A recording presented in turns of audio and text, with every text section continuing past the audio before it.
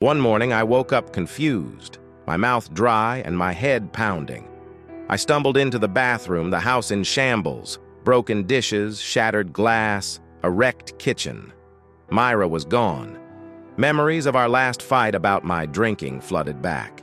Desperation gripped me as I called my friends for help. Cleaning up, I faced the reality of my addiction. Anger turned to sorrow as I realized I was losing everything: my family's trust, my own dignity. This isn't just about alcohol. It's a story of self-destruction and redemption. This is my journey. Watch my life unravel and rebuild. I woke up feeling confused. My mouth felt itchy and I couldn't swallow. I tried to sit up, but a sharp pain struck behind my eyes and a bright light hurt my vision. Ouch! I moaned, and the sound of my voice echoed like stones falling on a metal roof. When I got the noise in my head down to just a rumble, I tried to sit up again, but my stomach felt like it was flipping upside down, and the room spun around me. I lost my balance and fell off the bed to the floor. The hard landing made me clench my teeth. Spit dripped from my mouth down my chest. My stomach felt like a fish swimming against a strong current, stopping in a tight place between my throat and my beating heart. I gasped, hoping I wouldn't throw up. I rolled over and got onto my hands and knees. I groaned quietly. The house was so still, no one answered. I pushed one knee and then one hand to move slowly across the floor, struggling to reach the bathroom. I called out again, but no one replied. When I reached the bathroom, the cool tiles felt nice on my hot hands and knees. There sat the white toilet, looking clean and inviting. "Come on, Jimmy," the toilet seemed to say. "I can help you." A talking toilet? What was happening? I tried to call out again, a bit louder. No response came except from the toilet. "She's gone out," it seemed to say. I stopped crawling and looked at the lid. "Are you talking to me?" I asked. Still nothing. I waited quietly, waiting for the toilet to say something again. After a moment of silence, I carefully continued to check the bathroom and crawled closer to the toilet. I lifted the lid, expecting it to say something again, but it stayed quiet. I leaned over and looked into the clear water, seeing my smeared face reflected there. At that moment, I couldn't hold it anymore, and I threw up. Let's just leave it here. I never saw my face again.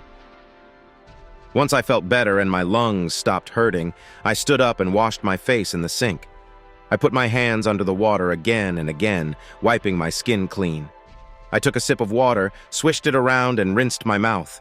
I washed my face, neck, and head over and over. Finally, I stood up and looked in the mirror. "Wow, Jimmy, you look really rough." I ran my fingers through my hair, pushing it away from my face. Even my scalp hurt. "I thought about taking aspirin," I said to the tired guy in the mirror. I opened the cabinet and took 2 pills, then 2 more. I looked into the toilet, flushed it, and felt a wave of disgust. "Are you ready to face the day?" I stumbled out of the bathroom and went to the kitchen to find something to eat.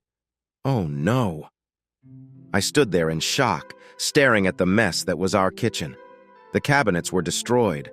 4 of them had broken doors, and one was barely hanging on, leaning against the wall. Dishes, glasses, mugs, bottles, and jars were everywhere, all on the floor. The coffee pot was thrown into the sink. Black plastic pieces were scattered like they had been hit hard. One of the kitchen chairs crashed into the wall, with 2 legs stuck in the bricks, and the chair was still 3 feet off the ground. Oh no, Jimmy. I couldn't figure out how to walk through the mess without hurting my legs. What did you do? It hit me hardest when I saw John's yellow and red Elmo cereal bowl, all broken under the trash can that used to hold our silverware. "You jerk," I told myself. "You're such an idiot." I went back to the bedroom and got dressed, putting on my work boots.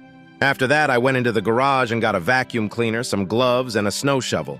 Back at the mess, I shook my head, feeling silly for what I had done. I picked up the phone and called Tim. It rang 3 times before he answered, sounding sleepy. "Hello, Tim, it's Jim Skelly. Do you have a car?" "Jimmy? Yeah, do I have a car? Are we going somewhere?" "No, man, I need your help. Please come to my house. Bring your work gloves." "Sure, dude, I'll be there in an hour or less." He sounded more awake now. "Are you okay?" "No, Tim, not really." I took a deep breath and tried to stay calm. "Just come by when you can." I hung up and called Jerry next. "Please leave Grace at home, Brian. I'll be there by 11. "Don't worry, buddy. What did you do, Jimmy? I'll bring your mom." I even called Scott. "Dude, are you coming or not? I'll be there now." Once I finished the calls, I opened the front door and started cleaning the kitchen, taking one scoop at a time. In an hour, my friends and family arrived to help. They understood that I looked a bit rough and I didn't want to talk much.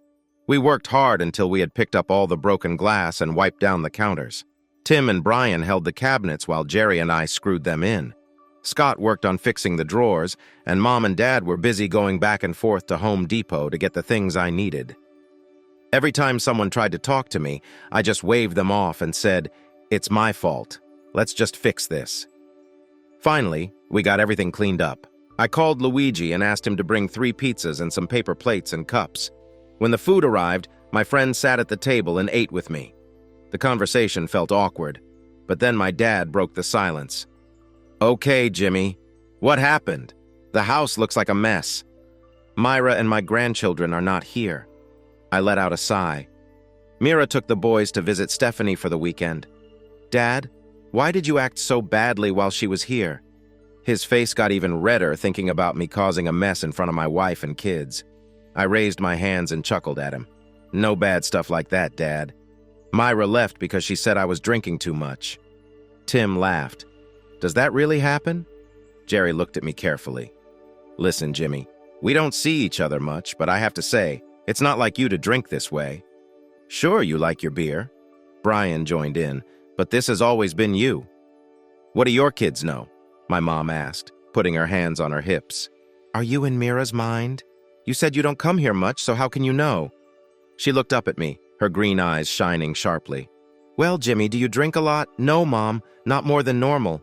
"I can back him up," Mrs. S. Tim chimed in, holding his heart with his hand. "Cross my heart.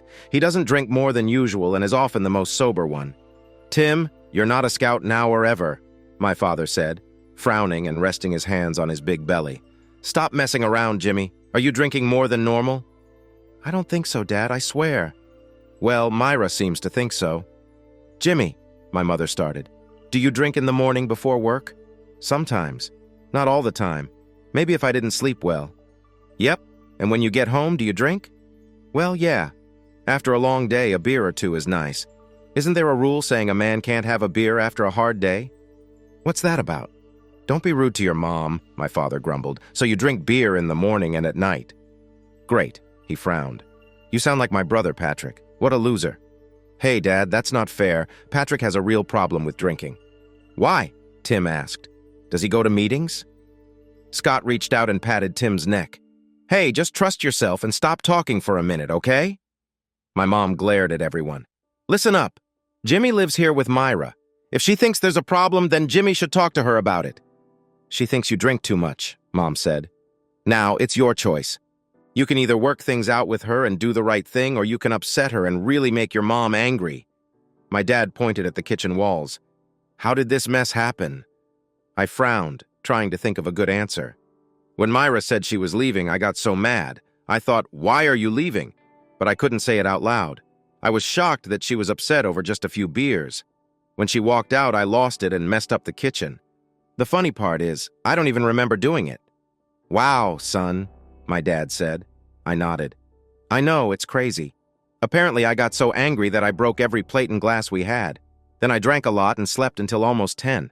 My throat felt tight thinking about Myra coming home Sunday afternoon. I can't let her see how much I messed up and how I acted like a complete jerk. She asked me to stop drinking and to be better, and I ruined everything in just one day. I made a huge mess and got so drunk that I don't remember it. Jimmy, where are your friends?" Jerry came over and gave me a pat on the shoulder. "We'll clean up the place. We're here to help you, but you have to want to change." "I really need help, Jerry," I said. Brian stood up. "Let me go home and grab some extra glasses we never used. They're yours if you want them." "Hey," Tim said, putting his hands in his pockets. "I know money is tight, but I don't have much to give. But I can grab some drinks from your garage. It's better than staying here. My friends and family did all they could to help me. They brought me new dishes, glasses, and even took me to the store. I didn't want anyone from the local shop to see my parents. We went in, bought a lot of things for the house, and somehow arranged to get the supplies back. We got a couple of simple wooden fronts for the cupboards and some stain cleaner, too. By 4 o'clock in the afternoon, we were almost done. The kitchen didn't look quite the same as before, but that was okay. There were gaps in the stacks of plates and bowls that weren't there earlier, but it was enough for my family and me to live normally again, without using cups or stacking pizza boxes. When my friends went home, I felt so thankful as they drove away. My mom and dad then sat me down at the kitchen table. "Jimmy, everyone has their hard times. This was yours." I looked at my dad in shock. "You think I wanted this? You really think I liked asking for help?" He shook his head. "I know it's not what you wanted, and nobody plans for things like this. But remember what you've dealt with. Remember how you felt this morning. Maybe next time you'll see what you have and not make a mess, and then lose control." "Jimmy, we love you," Mom said as she squeezed my arm gently. "That's what we want you to know. We care about you and Myra and the boys. We all want you to have a happy life, but we can't always be around. You have to be your own person and make choices that will affect everyone else too." "What if I need you? What if I need help?" I asked. My dad frowned. "If this is how we handle things, you can be sure it won't happen again. That's the key, son. Search your heart." "Is there any truth to the idea that Myra is worried about how much you drink?" I thought about the hidden pain and the lies. I remembered the strange symptoms I ignored and the things I struggled to recall. I thought of my boss drinking outside the 7-Eleven. I even had an odd chat with the toilet this morning. I never really saw myself as a heavy drinker, unless you compare me to people who are really in trouble, but something's off, and I need to face it. I don't know, Mom. Maybe it's not out of control and I'm sure nothing is really wrong, but I have to admit, maybe Myra has a point. Good grief, Jimmy. My brother is a serious drinker. He is one drink away from trouble and it already caused him harm. He used to be like you, full of energy, ready to fight, thinking he could do anything. That stubborn, red-haired guy. He didn't care about drinking his life away.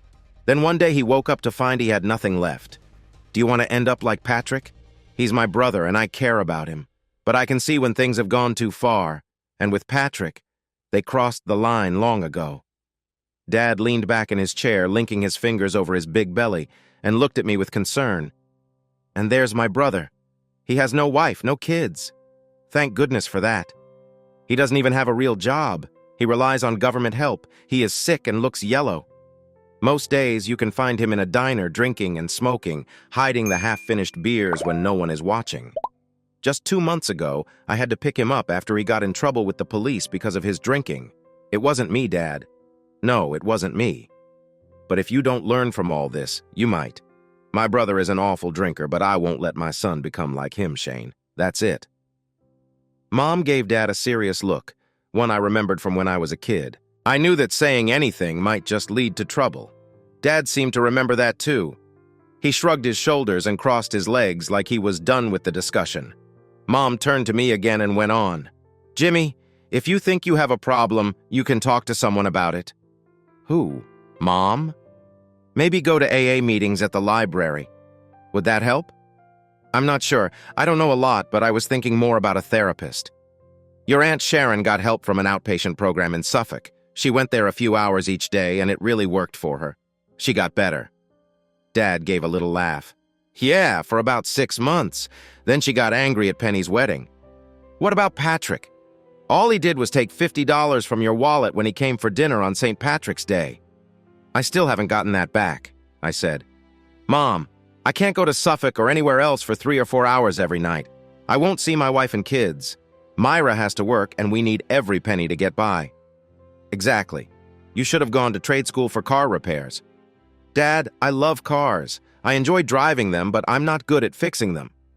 "So you want to drive a forklift for a living?" My temper flared up when Dad got involved. "It's a good job for now. I have plans." "Your plans have not been great lately, Jimmy." "Mom," she cut in, "it's never too late to change things. If you need to take time off work to get help, it's worth it. Don't you and Myra have any money left from Grandpa?" I shook my head. I thought about Mom's dad, Grandpa O'Connell. He had a tough life. He came over from Ireland when he was 8 in the 1950s. Things were not good in Ireland then. Many families who could leave did. Many of the Meeks moved to Hempstead during that time. By the late 1950s, there were around 40 Irish families in town. He worked hard, saving every penny he could. He was known to be stingy and often complained about how others wasted money. His house was cold in winter and hot in summer, but he loved his tomato garden. He was good at getting the best price for things and could easily bargain with any fish seller at the docks. He understood people well and helped connect many folks who would not have met otherwise. He was jokingly called the Irish Godfather. He passed away 4 years ago at 68 due to cancer. He kept smoking and endured the pain until he could no longer move. He weighed only about 130 pounds, but Grandpa Connell shocked everyone by leaving behind a good amount of money from his real estate and other investments. When everything was settled and the lawyers took their share, Grandma Rose gave a large part of his money to his children and grandchildren.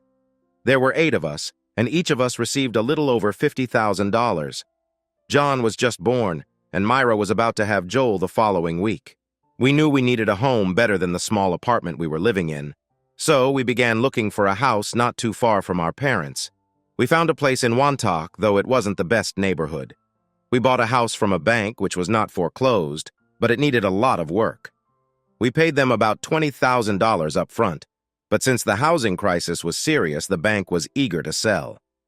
Our monthly payments for the mortgage and taxes were around $1,300, but we finally had a house.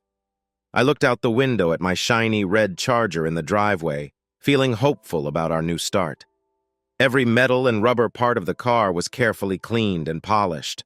I had always wanted one after I saw them zooming down the Meadowbrook Parkway. The cars looked like they were devouring the road, driving hard and fast, so I used up all the money I had left. I spent most of it on a brand new 2010 Dodge Charger. Then I took it home. I knew Grandpa Connell wouldn't have liked my choice, and Myra wasn't happy either. We argued about the car for over a month, but I eventually made her see that it was a good idea. My old Honda Civic was too broken to fix, and since we owned it, I didn't need to make any car payments. The last $3,000 in our savings account had slowly disappeared over the years. It went to pay for diapers, baby formula, new tires for Myra's car, shoes, and all the other little emergencies that come up for young couples every month. No, Mom, we're barely making it from paycheck to paycheck right now. My father shifted in his seat and stood up slowly. Well, now that you're not buying any more beer, you'll have a little extra money at home, he said. Shane, I said that's enough. Mom hugged me and patted my back. You need to take care of yourself, Jimmy. Myra and the boys need you. We love you, son. Thanks, Mom. Dad leaned in closer and put his hand on my shoulder. You're doing the right thing. Just think about it. Don't be like my lazy brother. He squeezed my hand to make his point and then stepped back with a clap. You're doing right by your wife and kids. They're the best part of you, Jimmy. I watched them leave through the front door until I was all alone again in the quiet, empty house. Each time I went into the kitchen, I felt ashamed. I would go out without eating dinner because I felt wrong being there. By 8 o'clock in the evening, I was so tired. My feet and legs hurt. I turned the TV on and off a couple of times. A few moments later, I asked myself, "What's wrong, Jimmy?" I leaned back on the couch and put my feet up on the other end. What was going on in my mind? Why was I so scared? I'm not someone who feels scared easily, but here I was, all alone, feeling a knot in my stomach and an itch in my throat. I think that's what terrified me, that itch. It tickled the back of my tongue and felt rough, like thick cotton. I knew that feeling well because I had been dealing with it for a long time. I got off the couch and opened the garage door. I looked at the pantry wall to see if Tim put away the crates of beer. He did. Good, I said to myself. Better he's gone. I turned off the lights in the garage and went back to the living room. Next to the hallway closet was a small cabinet where we usually kept some wine and maybe something stronger. I wondered if Tim took those. I didn't plan to take anything. I was just curious. When I opened the cabinet door and saw only a few blue cups inside, I shut it again with a shiver in my voice. Good idea, Tim. Get that stuff out of here. By 10:30, I was in trouble. I took a shower with the hottest water I could stand, then I needed to cool down. I felt like I had a fever, so I splashed cold water on myself. I just couldn't find comfort. My body was struggling to feel normal. I felt more annoyed than angry. I turned off the water, dried myself off, and walked into the bedroom. I fell onto the bed and stared at the ceiling. I picked up my pillow and took a deep breath. It still smelled a bit like her hair. I felt bad. I whispered, "I'm so sorry, Myra. I'm sorry, kids." I held her pillow close, covering my nose and mouth, and my heart raced. Her hand reached out to check on baby Jimmy. I frowned and thought, great, I didn't feel a thing. Today was awful. I rolled onto my back and closed my eyes. Soon I fell asleep and woke up the next day without knowing the time. Bright sunlight filled the room, so I searched through my nightstand for my clock. It read 11:53. Wow, I had slept all day. I got up hoping to feel rested after such a long night, but I was still really tired. I went to the bathroom and then looked for something to eat. I was surprised by how much food I found in the fridge. "Wow, thanks, Mom," I said as I took out some bacon. "When was the last time we had bacon?" I asked Jimmy. Soon, the smell of cooking bacon filled the air as my bread toasted. With some mayo, tomato, and lettuce, I made a tasty BLT for myself. It was delicious. I cleaned up, then decided to tidy the rest of the house. I didn't want Mira to come home to a big mess. I'm not great at laundry, but I folded clothes for both boys and for myself. It didn't look as neat as when she did it, but it was clean and neatly put away. After that, I went outside and tried to start the lawnmower. After some effort, it finally worked, and I mowed the grass, weeds, and leaves from the front to the back. I chewed up everything that was on the ground and cut down the leaves. If the leaves piled up too high, I drove the mower back and forth until all that was left were little brown pieces like confetti. I hoped the wind would blow it away by morning. Around 3 o'clock, I got in my car and drove to the local store to buy a soda. The guy behind the counter, who looked Arab, hardly looked up when I came in. His eyes were glued to the small TV showing a football game next to the cash register. I filled a cup with ice and Pepsi and was about to make a call when I noticed a display case with jars filled with a golden drink that looked very tempting. Sure, it was warm now, but if I put it in the fridge for an hour, it would be nice and cold. I picked up a pack of 12 and stared at my palm, feeling like it had let me down. "Jimmy, what are you doing? Are you serious? What about Myra and the kids?" I thought. I had a tough weekend and I felt like I deserved a drink. "You had a hard weekend because you drank too much," I scolded myself. "Hey, I'm out here sweating after working outside. It's just beer." I could feel sweat running down my forehead. "If you're thirsty, just have a soda. Stop being a fool." "I'm not a fool, you are," I thought back at myself. "Just leave me alone." My hand hovered over the beer pack. "Hey, Jimmy, stop it," I yelled. I pulled my hand back like it was burnt and turned to the counter. I saw other people in the store staring at me. I must have shouted louder than I meant to. "Sorry," I mumbled, giving the clerk 2 crumpled bills from my wallet. "Rough day?" he asked as he handed me my change. He probably just wanted me to leave quietly. I sighed. I gave him what I thought he wanted and got back into my little car to drive home. When I got home, I went outside to jump rope some more. I managed to jump 215 times before I slowed down and tripped over my feet. After that, I did some push-ups to keep my mind clear and my body fit. I really wanted a beer. I slumped down on the ground, resting my face in the dry grass, stretching out my toes and elbows. I didn't know how much I wanted a beer until I tried not to drink it. It was tougher than anything I had ever faced, and I felt so bad I couldn't keep going. I made myself get up and stumbled into the house. I sat in a chair staring at the front door. My mind felt empty, and my thoughts were all over the place. It was like that until I heard car doors slam and my sons yelling. My sons! I jumped up just as the door opened and John and Joel rushed in. "Daddy! Daddy, we missed you!" Each word felt like a happy stab in my heart. At that moment, everything clicked. This was why I needed to stop drinking. It was why I struggled to stay away from beer. 2 young boys I loved so much were hugging me tightly and laughing with joy at seeing me again. "The yard looks nice," I said, looking around. I noticed my wife standing there with a bag in her hands, looking a bit lost. She seemed unsure about being home with me. My wife, who looked like she was scared of me, I wouldn't let that happen. I stood up, lifted my boys into my arms, and carried all of us to the love of my life. I laid the boys on the ground and we all hugged tightly and cried. "Oh, my babies, I missed you both. I missed you and Jay so much. I'm so sorry. I'm so sorry. Please don't go, boys. James, we all missed you too. I love you. We love you, Daddy. We love you, Mommy. We stood in the doorway with our arms around each other. It felt good to be back together again. We were starting to heal our hearts and our family after a hard weekend apart. When she looked up at me, her cheeks were wet with tears. I wanted to hit the person who made her cry, but then I realized I had to face my own faults too. She shook while hugging me until we were all tired, and our tears changed to laughter and giggles. Our feelings swirled inside us like the wind in a big field. Finally, we were worn out, but I felt a little more awake. Hey, kids! Let me drop off your things, and I want to hear all about your weekend at Stephanie's. Don't leave anything out. I want to know everything, okay? I will, Daddy. I'm going to watch TV until we talk.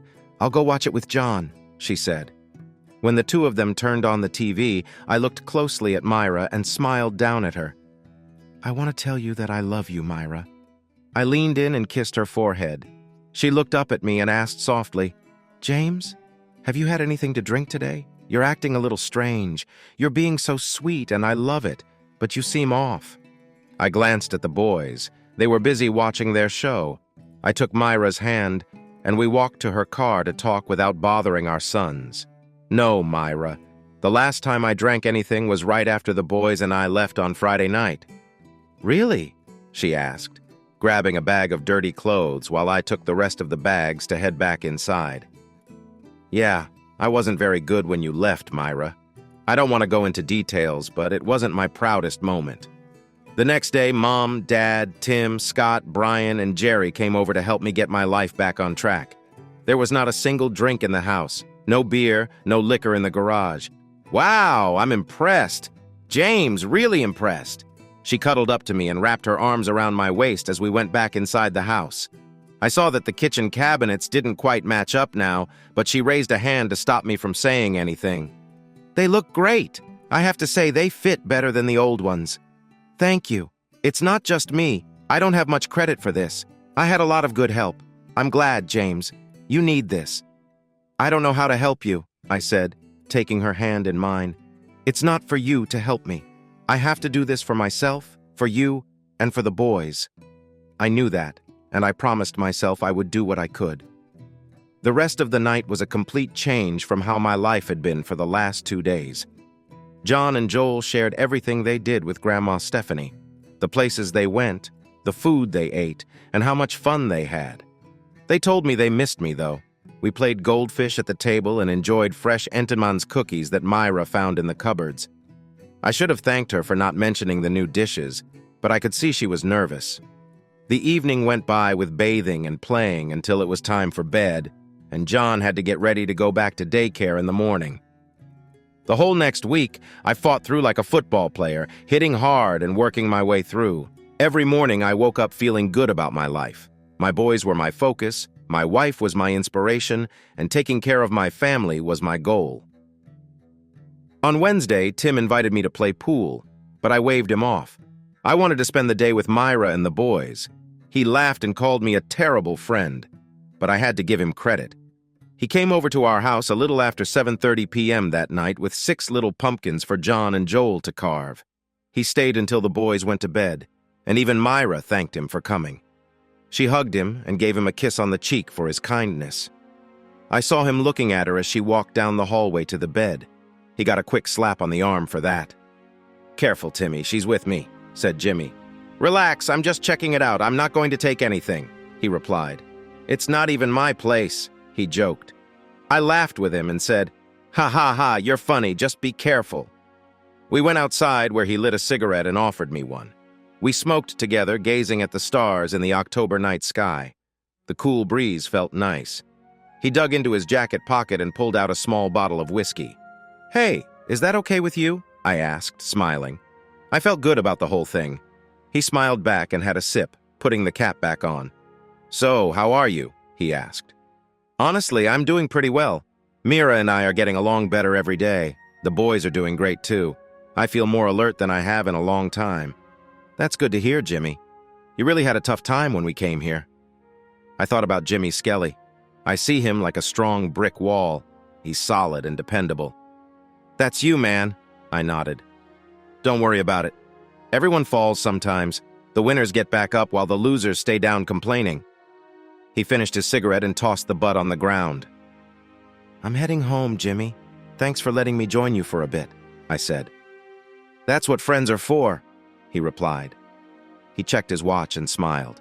"I have to go meet someone. I got a job driving," he announced. I raised an eyebrow. "First, about the job. That sounds strange. Second, you driving? You're not great at it." "Maybe not, but I'll make $300 cash. I just have to drive a bag to Courtroom and then bring another one back to Roosevelt Field." I was shocked. "Timmy, are you really serious? That doesn't sound safe at all," I said. He laughed. "I don't know. I just don't look inside the bags.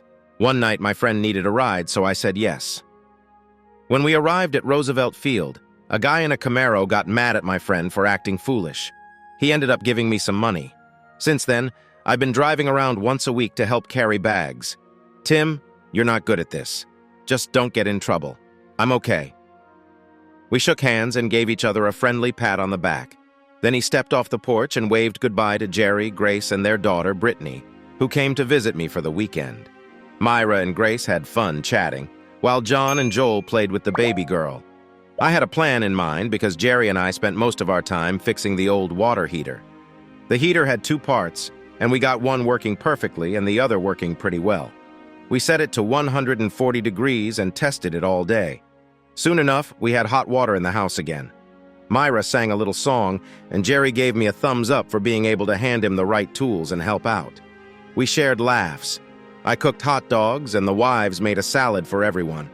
It felt a bit strange not to drink beer, and I noticed I seemed distracted after dinner, but I managed to get through the day without any issues. We called it a win. My work didn't change, but I figured Doug saw that I was becoming more organized, because over time, he stopped scolding me. As the weather got colder, jobs were slowing down because the construction season was ending, and most workers had moved inside. In the second week of November, I had my first beer.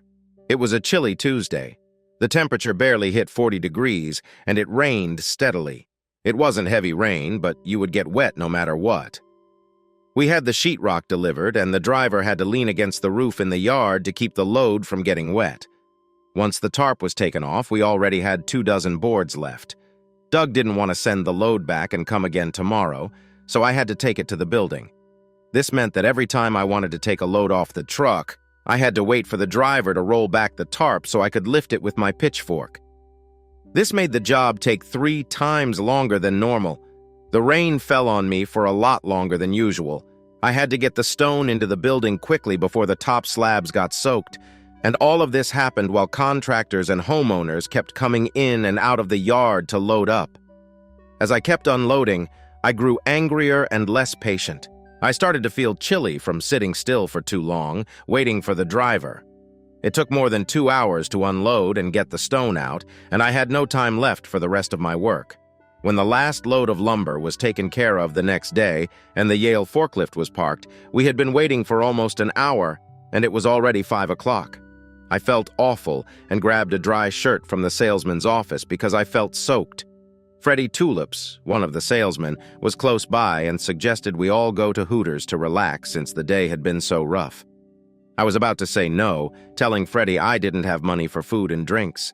When he shrugged and offered to pay, he said with a grin, "You're working hard out here, and today it really shows how much effort you put in." He told me to forget it and go inside to warm up. A few other vendors agreed with him.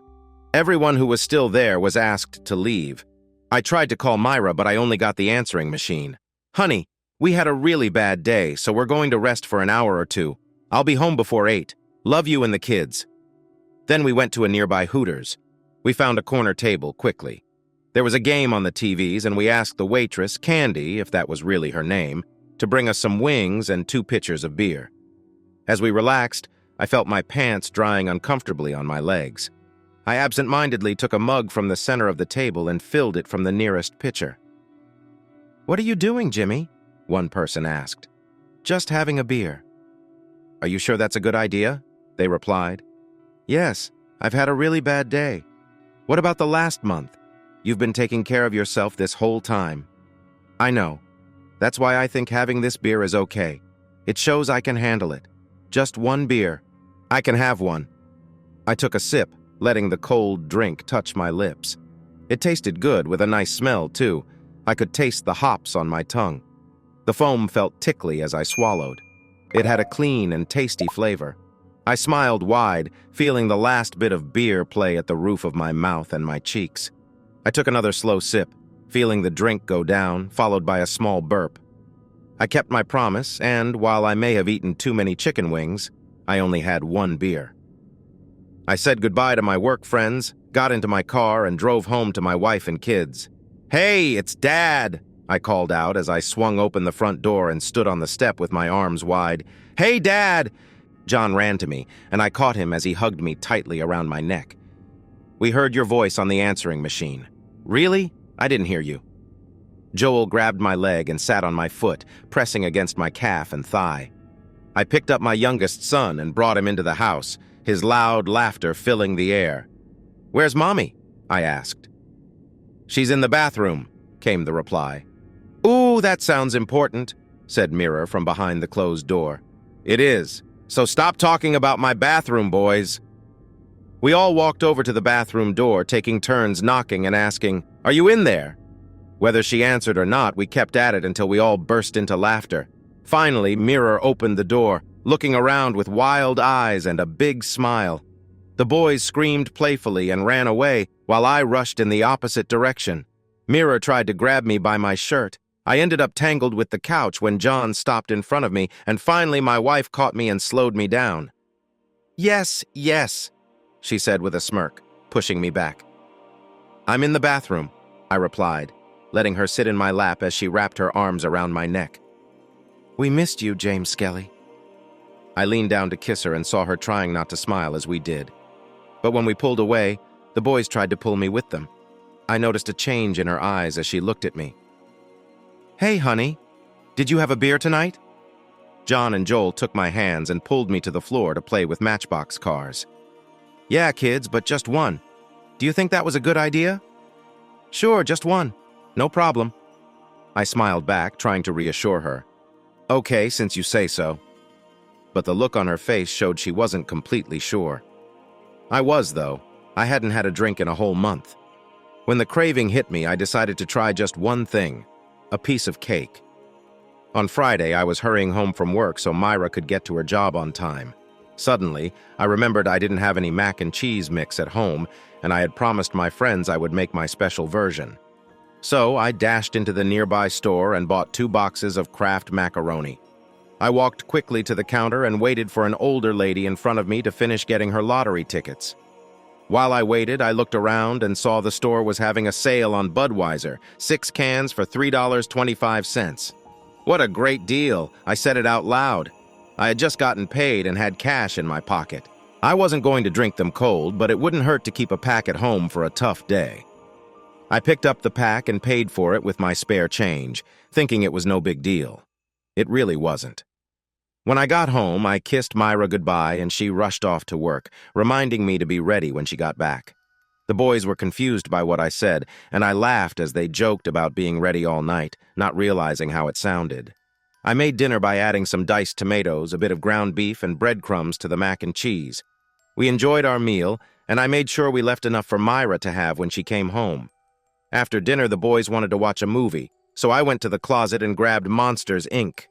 They relaxed on the couch while Mike and Sully had their funny adventures at the factory. I leaned back in my chair, feeling good with my sons beside me, and decided I was ready for a beer. I opened a can, and it made a nice hissing sound, like it was saying, "Hello?" I took my time drinking it, pausing between sips. Once the movie ended, I made the boys put on their pajamas and let them relax in their room for half an hour. This gave me some time to sit at the table with this week's bills and enjoy a second beer. Just 2 beers. I don't need any more. Is that a problem? No, I don't think so. Just one more beer. It's all good. By 9:30, I tucked my sons in bed, turned off the lights, and put the other 4 beers behind the bread and salad on the bottom shelf of the fridge.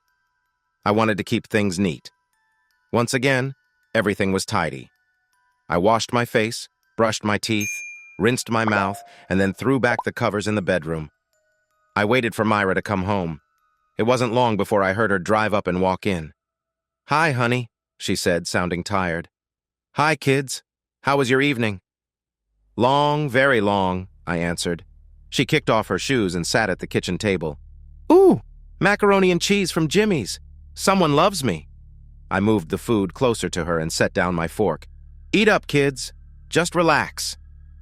The next morning, I woke up feeling great and got up before everyone else. I used the bathroom and then went to the kitchen to find something for breakfast. While I looked around, I saw the Budweiser. I pulled out a can, opened it, and took a sip. It tasted really good. I took another big drink until it was all gone. I crumpled the can and tossed it into the trash where it made a loud noise. "Good morning, honey," Myra greeted me, wearing a sleep shirt and looking a bit messy from sleeping. She noticed the trash and frowned. "James, did you just finish your beer?" I smiled. "Yeah, just one, kids." "Where did the beer come from? I thought we got rid of it." "Yeah, I bought a six-pack yesterday. It was on sale." She looked a little worried. "James, do you think it's okay to have beer at home?" "Sure. But I've only had one bottle. It's not a big deal." "Really? You don't need to make it a bigger deal than it is." She nodded but looked unsure. "Okay, James, if I think it's becoming a problem, you won't stop me from getting rid of it, right?" "Not a problem, Myra. You won't need to worry because it won't become a problem. Being a scout is a big honor." Days went by one after another all through November. Each day was a bit shorter and colder than the last. John and Joel were looking forward to winter, while Myra was busy cooking Thanksgiving dinner with her mom and my parents. I didn't even realize I was drinking 1 or 2 beers a day. It felt normal, no big deal. When I started having 3 or 4, it didn't bother me at all.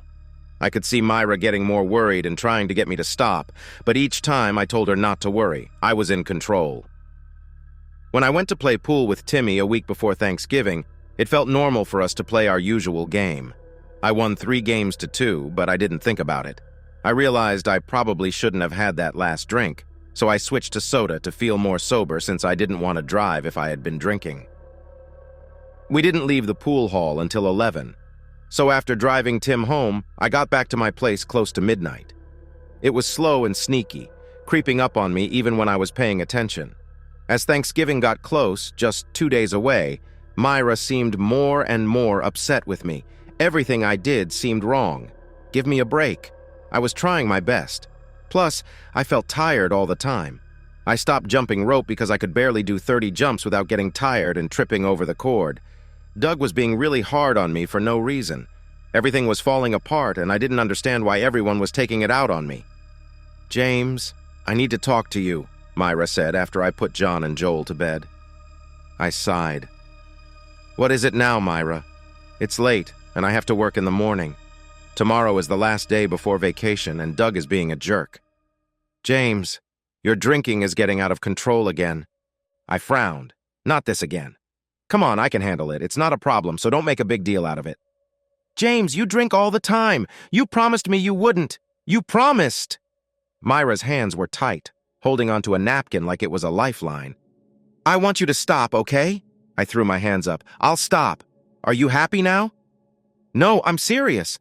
Why do you want me to fill out a form?" "James, please, it's vacation time." "I know it's vacation time. Didn't I go to the store today and get cranberry sauce and gravy and a bunch of other things you asked for?" I was upset, and it made me even more upset knowing that. "What are you upset about, James? Calm down." "Wow, that's funny," I said.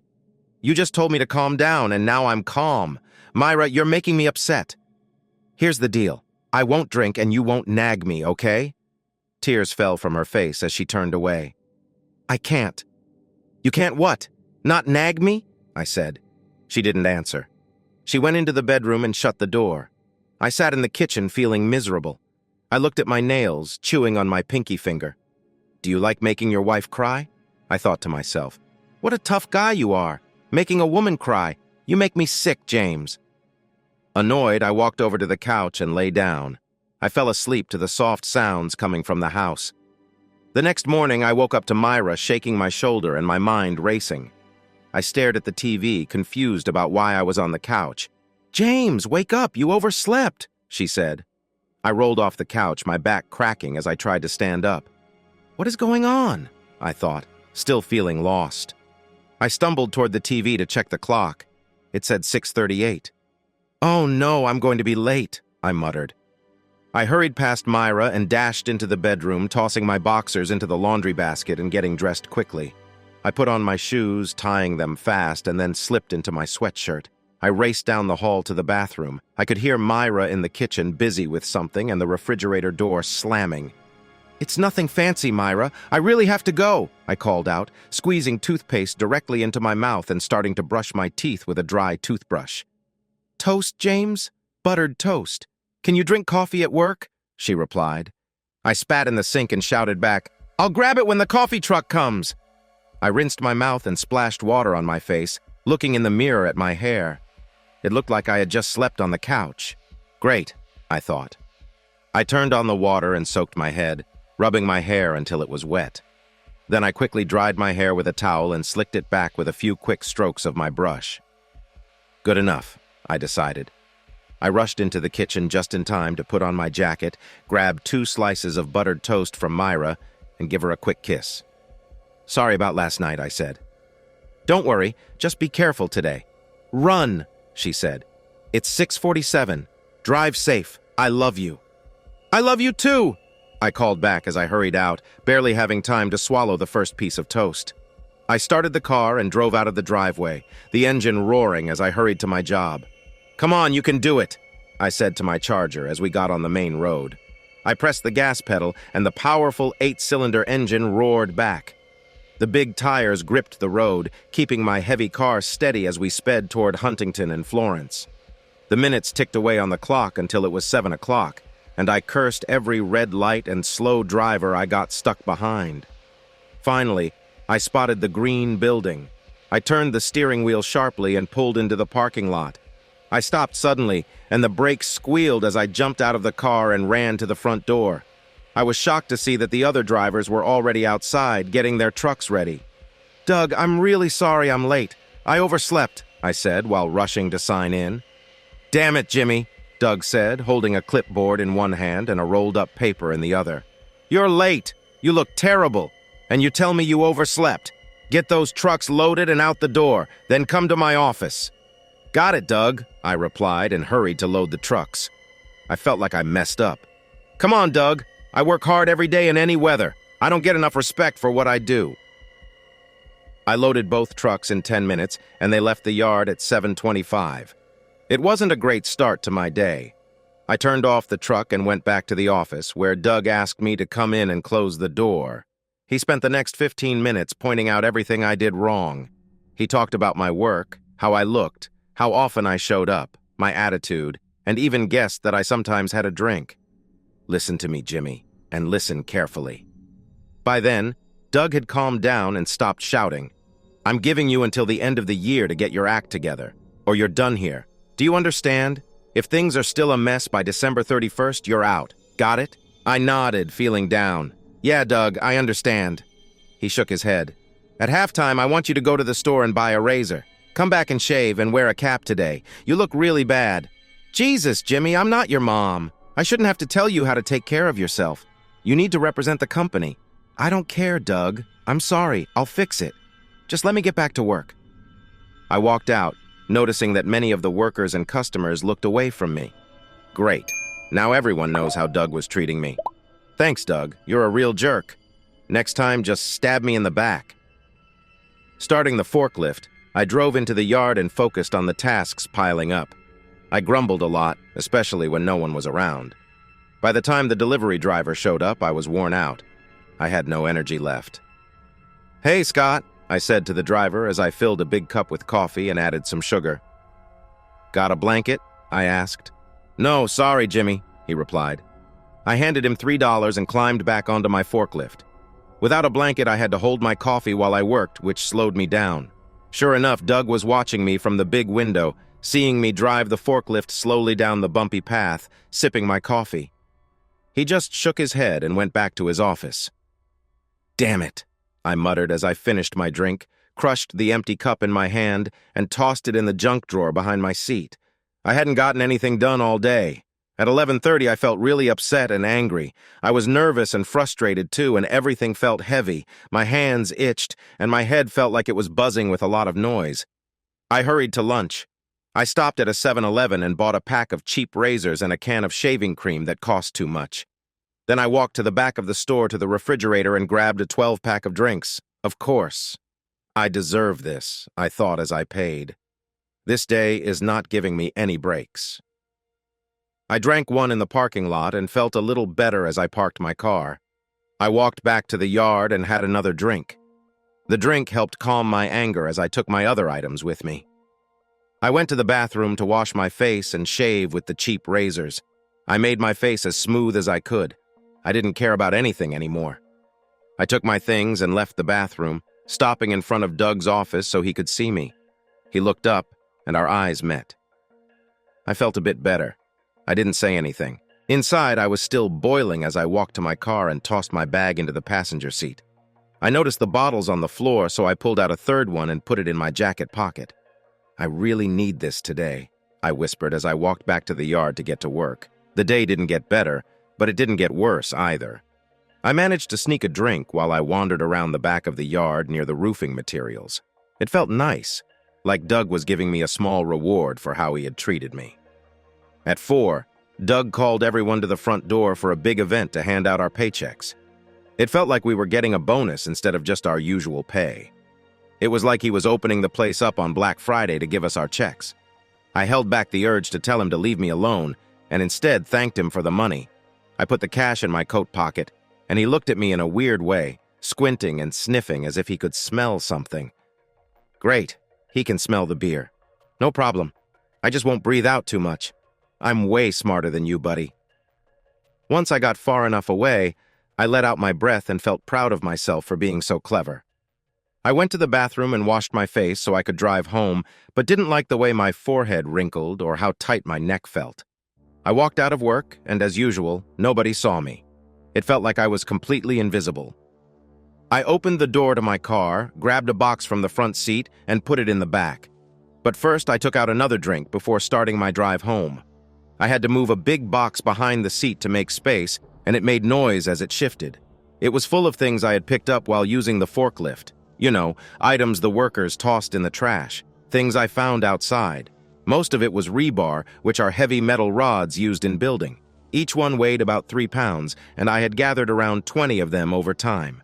There were also a couple of rusty hammers, a plumber's wrench, and 2 measuring tapes that didn't work for some reason. In addition, I had a heavy canvas bag with roofing nails and about 30 bent bolts. I even found 7 cheap wrenches that were broken. The best items I found were in my garage. They were leftover things I collected but hadn't had time to fix, clean, or throw away. When I started my car, the engine sounded as angry as I felt, and I slowly drove home. The drive didn't calm me down at all. Instead, I thought more about everything. Every insult I had to deal with at work that day. I felt more and more angry as I drove south. My stomach felt tight with frustration. When I finally parked in the driveway, I was ready to chew my nails. Thank goodness I had 4 days off, or I would have really lost my temper at work today. All I wanted was to walk into the house, take off my shoes, and relax. "Hey, sweetie, how was your day?" Myra called from the kitchen. The counter and stove were messy with jars, spices, and pots scattered everywhere. "It's been a rough day, Myra," I answered. "Damn," she looked concerned. "I'm so sorry you had a bad day, James. Was Doug mad that you got in late?" "Mad? That doesn't even cover how awful he was to me. It was terrible." I pushed a few things in the fridge to make space for the box I brought. I grabbed a beer, opened it, and took a sip. "Something has to change, kids. I can't deal with his bad mood anymore." Myra stared at me, surprised, raising her hand as if to ask a question. "What?" I snapped, feeling more angry. "What happened? Where are John and Joel?"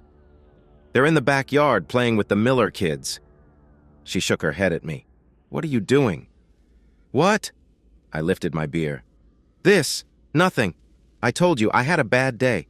James, that's enough. Give me a beer." She reached for my drink. "Are you crazy? I'm not giving you my beer. I had a really bad day, and I'm saying it's your fault." "My fault?" she nearly shouted back. "How is it my fault?" "You fought with me last night. I ended up sleeping on the couch and missed my alarm. That made me late for work. Doug was on my case all day because of it." I felt my voice get louder, the anger boiling inside me. "So if you don't like me trying to relax in my own house with a beer, maybe you should think about what you did yesterday and try not to do it again. Don't blame me, James Skelly. You are a big part of this problem. You need to face it. Don't talk down to me, Mira. Give me that beer." I held the can above my head, keeping it away from her. Mira frowned when she realized I wouldn't give it to her.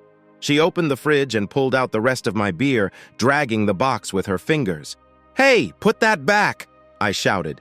She stepped back and moved towards the sink, but I stepped closer. "James, no more drinking, just stop!"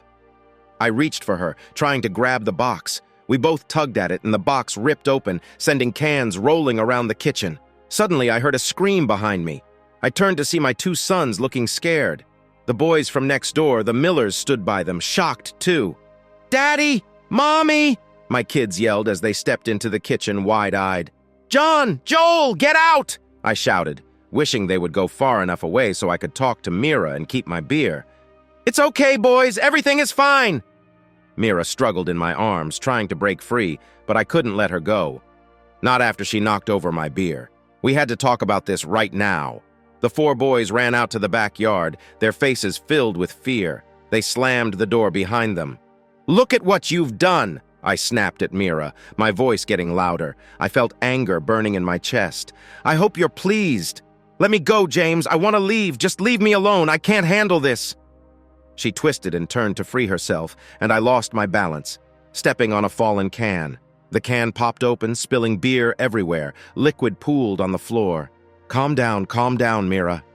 I held her tightly, trying to keep her from escaping. My fingers were wrapped around her wrists, pressing down hard. She squirmed and moaned but wouldn't relax, which only made me more annoyed. "Mira, if you don't calm down, I'm going to lose it," I warned her. Suddenly, she screamed. I felt a mix of pain and frustration. She was stuck, and I could see her leg swing back before it shot forward to kick me hard in the shin. The pain shot through me. "Let me go! Let me go!" she shouted, kicking me again. I felt the sting, but didn't let go. I quickly turned her around to throw her off balance. I held her wrists tightly, not letting her escape or hurt me again. "Stop it! Just stop!" We fell into the kitchen, bumping into cabinets and tables like bouncing balls. I just wanted her to stop and listen to me. I'm not sure how long we struggled in the kitchen. I remember her falling to her knees twice, and I had to lift her up, shouting for her to calm down. Then, I heard the front door open and a strong voice yelling, "Please put your hands up!" I looked back and saw two police officers in uniforms. One had his hand near his waist, and the other was standing behind me with one hand behind his back, and the other pointing at me. "Get out of my house! Get out of here!" I shouted angrily. The officer behind me reached out, and suddenly something sprayed in my face. It burned my eyes and made my throat feel like it was on fire. I tried to scream, but all that came out was a high-pitched sound as I struggled to breathe. I couldn't get any air. My nose felt like it was being stabbed with needles. I let go of my worry and focused on keeping her safe. She stood behind me, blocking her from the two rough police officers who had come here. Suddenly, I heard something like a gun going off. It felt like fire shot through my body. A huge jolt of electricity hit me from the stun gun one of the officers aimed at my chest. I fell hard onto my back, unable to stop my body from shaking. I felt warm liquid spreading on my jeans. I realized that I had lost control of myself in my fear. In the background, I heard my kids crying. Myra was sobbing loudly while Rachel Miller tried to comfort her. Rachel told Myra she was scared and had called the police. At the same time, I felt strong hands lifting me to my feet and putting handcuffs on me. One of the officers started reading my rights to me. "You have the right to remain silent. Anything you say can be used against you in court. You have the right to a lawyer. If you can't pay for one, a lawyer will be given to you. Do you understand these rights?" I wished I could relax the tightness in my jaw so I could answer him. In the next part of the story, I sat on a hard wooden bench with my hands cuffed behind my back. I was stuck there long enough for my legs to feel stiff. Whenever a police officer walked by, I tried to make eye contact, but they acted like I wasn't even there. When I tried to speak to one of them, a large officer came out from behind the desk and told me in a harsh voice to be quiet until they were ready to speak to me.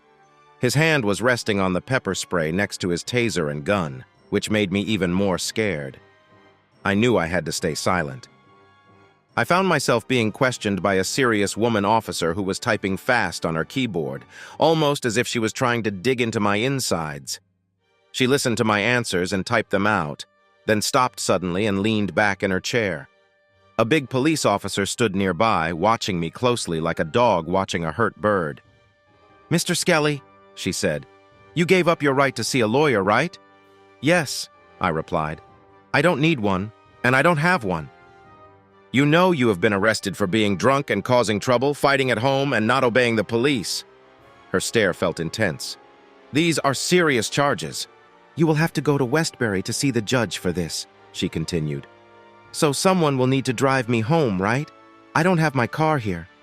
"Mr. Skelly, you won't see a judge until Monday at 9 a.m., she said. I tried to stand up, but the chains and handcuffs stopped me. This made both officers tense up, and I understood that I was really in trouble and needed to calm down.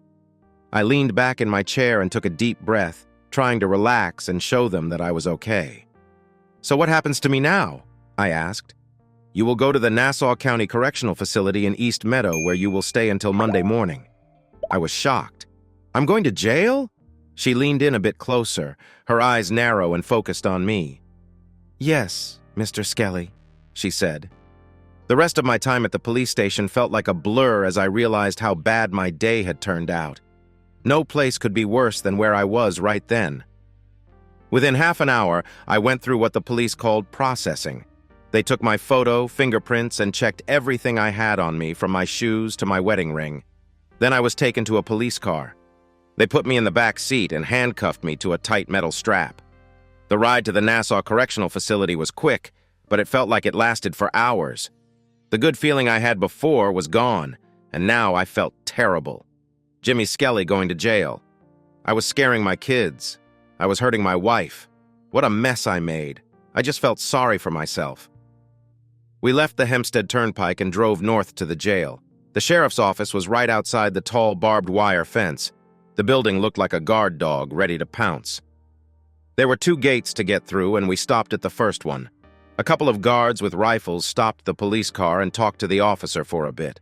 I stared out the window, still in shock. Finally, we drove through both gates and stopped in front of a big door marked Admittance. They helped me out of the car and took me to the heavy steel doors. Another officer opened them, and I was allowed inside. Inside the prison, I was led down a plain gray and white hallway. A police officer handed me over to the correctional officers. They gave me a folder with my name on it, and then the Nassau County officer turned and left. "Name?" I heard a deep voice ask from behind the green doors. It was a big officer sitting by a computer waiting for me to answer. The officer next to me, holding the handcuff chain, nudged me with his shoulder and said, "Answer him." "Oh, James Skelly," I replied. "Mr. Skelly, you will stay at the Nassau Correctional Institution until your court date at the Nassau County Court of Common Pleas in Westbury. You will see a judge for your charges. You will have some time taken off your sentence because of the days you spend here, from this Wednesday to Monday morning. Do you understand?" I nodded. "Yes, you will be in the regular area with the other prisoners in Section 4, and you need to behave well. If you have any problems, you might be moved to a different cell, and your time here could get longer. I don't want any trouble, really. Please put your things in this basket. We have some clothes for you in this bag. Please wear them."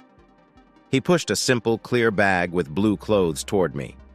"You will get 2 meals a day, and if you have money in your account, you can buy snacks or other items at the store. But since you are here for a short time, you probably won't have that chance." They took all my belongings, put them in a cardboard box, and sealed it when I was done. They led me down a long hallway where another guard opened the double doors and let us through, closing them behind us. To the left, there were many small hallways. To the right, there were big rooms with large numbers above each door. "We stopped in front of room number 4 and waited to enter," said the guard next to me. A thin voice came from a speaker by the door. "1 to enter. Step away from the door." I heard a buzzing sound. and the double doors opened. 2 more guards stood in the doorway, wearing neat uniforms and looking very serious. Each of them had a weapon, and I noticed others behind thick glass, some looking at me and some looking into the large room. They checked me over and then led me to a row of small doors that went into Section 4. The same guard who had brought me here saw that I was nervous as I stood looking at the final door. He grabbed my arm just above the elbow and pulled me close. "Listen, Skelly," he said quietly. "Stay calm and everything will be fine. Don't take anything that isn't yours. Keep an eye on your things. And if you let the tougher guys bully you, they will keep doing it." I heard the officers telling the prisoners to move away from the door.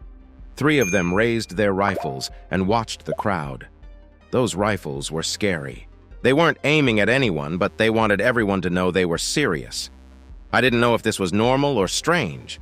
All I knew was that I was not ready for this and needed a drink badly. But I knew that wouldn't happen. Finally, the door opened with a loud click, and I was pushed inside. Just outside was a painted box on the floor, about 4 steps wide. Once I stepped into the box, the guard let me go, tapped my back, and left. I heard the door slam and then close behind me. And there it was. Jimmy Skelly was in jail. The room was big and had 2 main areas, one with several simple beds that were attached to the floor, and another with tables and long benches also bolted down. It looked like it could hold 60 people, and when I quickly looked around, I saw it was almost full. "New meat!" someone yelled, and I realized I was still standing in the painted box. I stepped out and walked across the room. Behind me was a wide window made of thick plastic or glass, where I could see 10 correctional officers watching us. One of them brought a microphone close to my face and pressed it. "Skelly fed 32, they said. I walked into the sleeping area and saw a simple sign hanging by each bed. I walked around until I reached room number 32, feeling nervous. I put my hand on the door, making sure to press firmly. The blanket inside was plain wool, and the pillow had a faint smell of bleach. I sighed and sat up, looking at the men around me. They were a mixed group. Some looked like teachers or office workers. A few were big, but they didn't seem dangerous. However, there were also some rough-looking guys. They had many tattoos and walked with confidence. There were not many of them, maybe just 12, but they seemed like the tough ones in this room. One man seemed to want my attention. He had dark skin and scars on his face, looking like he had been in a fight recently. "Hi!" he shouted, hitting his knees and jumping up from the bed. "What are you looking at?" "Okay." I didn't know much about how to act in prison, just a bit from TV shows and maybe a movie about Alcatraz. I was unsure about what to do, so I decided to face this loud guy like I would deal with a bully on the playground. I jumped out of bed and ran toward him, feeling a little happy when I noticed his confident look start to fade. I wasn't really staring at anything before, but now I saw him glance back at the guys around him. 2 of them got up and slowly walked over. "Damn it, Jimmy! Just 11 minutes in jail and you're already in a fight. 3 against 1. Where are the guards? Aren't they going to stop this?" "Forget you, kid," he sneered, puffing out his chest and standing just a couple of feet away from me. I felt both nervous and amused at the same time. I remembered that the first rule of fighting is to stay in your comfort zone and keep the other person out of yours.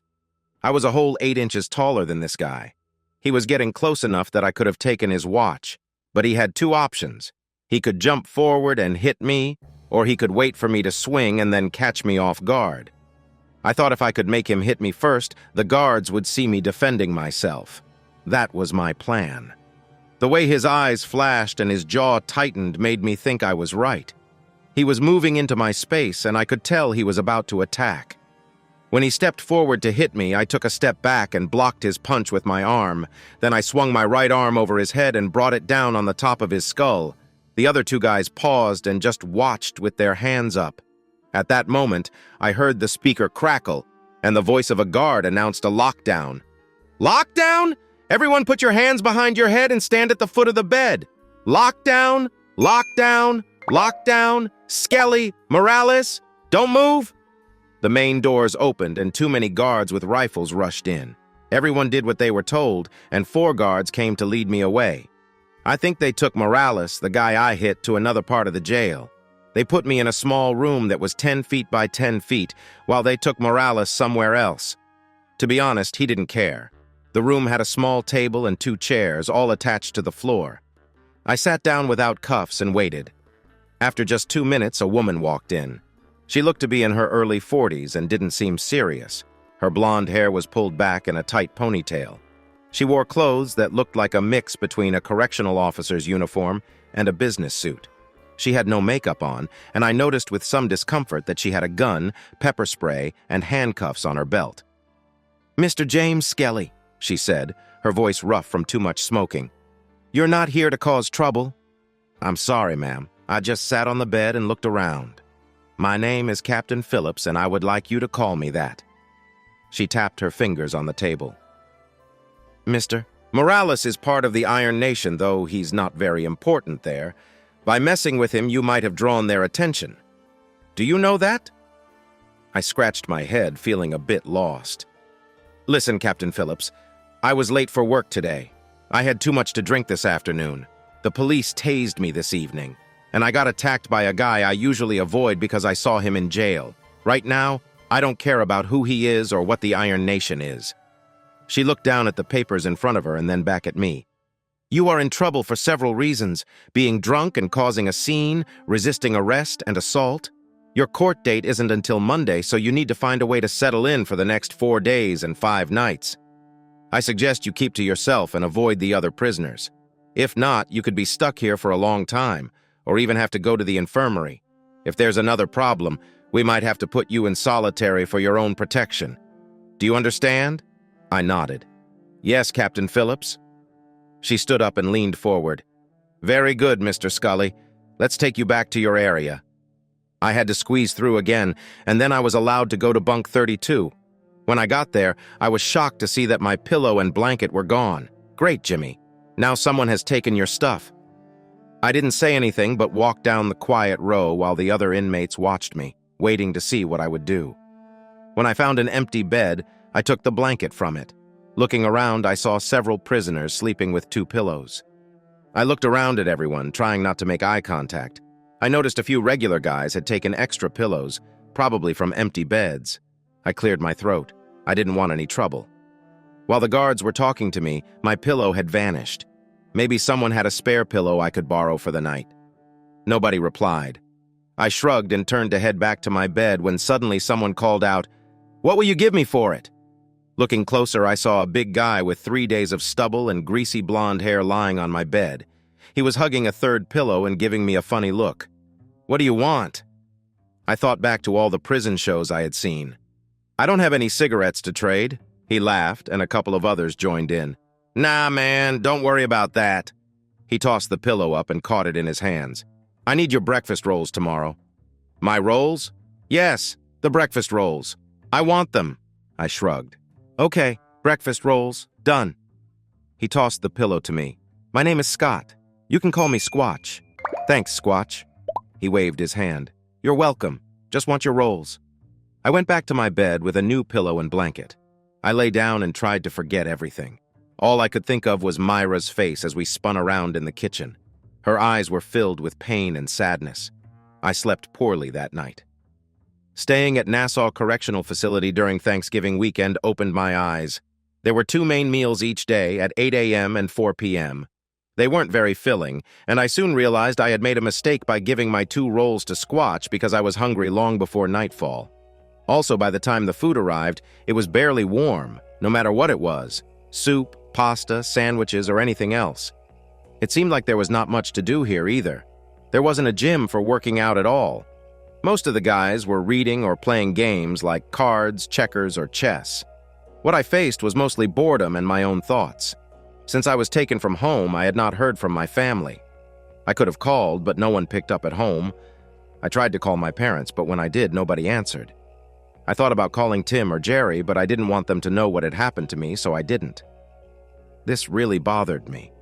I felt like a failure, and I was also very ashamed.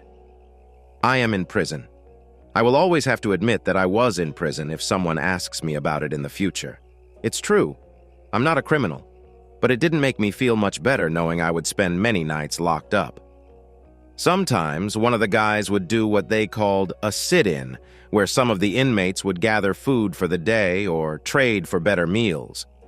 Some of them had loans from a cooperative to buy things like coffee, tea, and other items.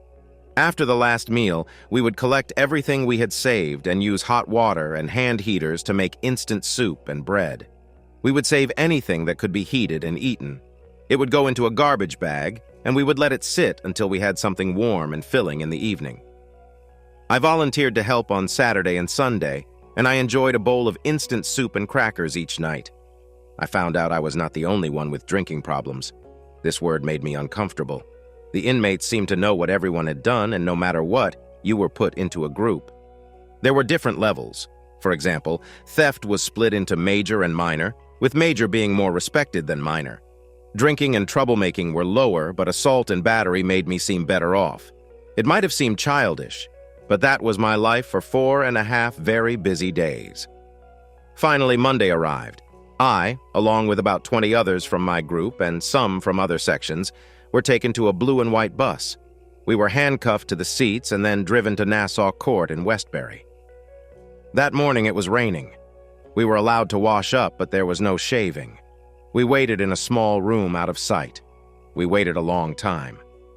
The trial went on from 9 to 11:30, then from 1 to 3:30.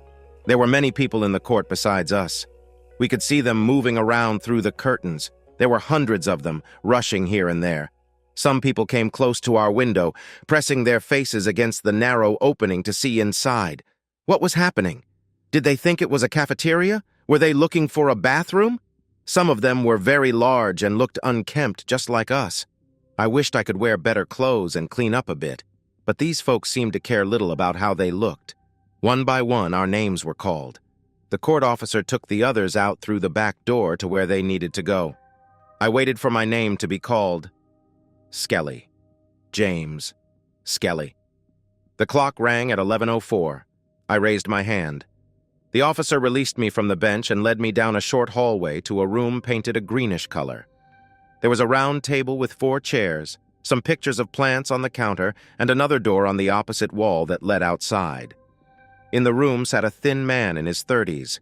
He had bad posture, a small belly, and hair that was thinning. His look showed he didn't seem to care much about his job. He stood up, held out his hand for me to shake, and introduced himself. "Mr. Skelly, I'm Nathan Sweeney, your court-appointed attorney." I shook his hand and noticed he held it firmly, even though mine was a bit sweaty. "It's nice to meet you, Mr. Sweeney." Sweeney. I wish things were different. We both sat down, and the court official stood by the door. "I looked at your case and wondered if you were unsure about pleading guilty. I don't even know what you are guilty of. Assault and being drunk and causing trouble. We do not count resisting arrest because you didn't go up to the officers. We also don't see endangering kids as a charge because your sons weren't there during the fight." Whoa. I raised my hand. "Where did that come from? After you were arrested, Mrs. Skelly filed a protective order against you for herself and for John and Joel, your sons." He ran his hand through his hair and went back to looking through the papers. "I think we could take action here, even if the boys were on the property, but it depends on what the judge sees." I was still stuck on what he said before. Wait, what? Why would Myra do that? What? I can't see my kids. She has to protect them from me. I'm their father. I care about them, and I care about her. Why would anyone need to protect themselves from me? Nathan shrugged. "I'm sure you love your family, Mr. Skelly, and that they love you too. But Mrs. Skelly feels she must take these steps to protect her children, even if it hurts you." "Our children?" I said, pointing to myself. "Mine and hers? Ours. Those are our children again, I hear you. Protecting from what? From me. Mr. Skelly, the court works a certain way and it takes time. No one wants to keep you from your family longer than needed. People want what's best for everyone. But when it comes to kids, they are very careful. So we will have to take some steps before this matter is settled. So what happens next? How do we fix this fast so I can go home? We plead guilty to assault and being drunk and causing trouble. You have not broken any laws before. You will join an alcohol program, show you have made real changes, please the court, and then the order will be canceled so you can return home. How long will this take? I asked. You'll have 15 days in jail. That's less the time you've already been here. What? He went on. After that, you'll need 3 months of therapy and treatment for addiction, followed by 3 months of supervised visits. Then the order will be checked again." I looked at him, shocked. "Are you serious?" Nathan tapped his fingers on the table, trying to look calm. "No, Mr. Skelly, I'm not joking. This is how it is." He closed his papers and put them in his briefcase. "And this is if everything goes well and you follow the programs exactly. If not, it could take much longer." "What? What happens if I don't admit guilt?" He shook his head. "I really think you should not do that. Your wife was hurt, and that's on record. Your kids saw what happened. 8 people said they saw what you did, but be grateful you weren't driving. That would have made things worse." Adjusting his collar, he continued, "If you plead not guilty, you will have to take the stand. That means you could spend more time in jail and pay bigger fines. I recommend you do what I said. If you don't like my advice, you can find another lawyer if you want." My mind was racing. I didn't want to upset Sweeney. He seemed to know what he was talking about, and my situation was not good. "Okay, Jimmy, it's time to swallow your pride and face whatever they throw at you." "All right, Mr. Sweeney, I'll follow your advice. I just want to go home and get back to my life." "Good." He nodded to the officer, who nodded back and walked down the hallway. We talked a little more until the officer came back and told us to follow him. We stopped at a big wooden door with a small window. The court officer opened the door and let us in. The courtroom was much smaller than I thought it would be. At one of the tables, I saw my wife wearing a white shirt. I called it her church shirt because she wore it for weddings, church, or funerals. I looked around, but I didn't see my boys, and it made me really sad. Behind her was my mother-in-law, Stephanie, and my dad, while my mom was missing. I guessed she was sitting with Jay. I wanted to shout Mira's name, but I stayed quiet. I shuffled around in my prison clothes and felt awful. I was taken to another table where my lawyer and I sat on the far side of the room. I kept looking at Myra. She was staring at me with watery eyes and trembling lips.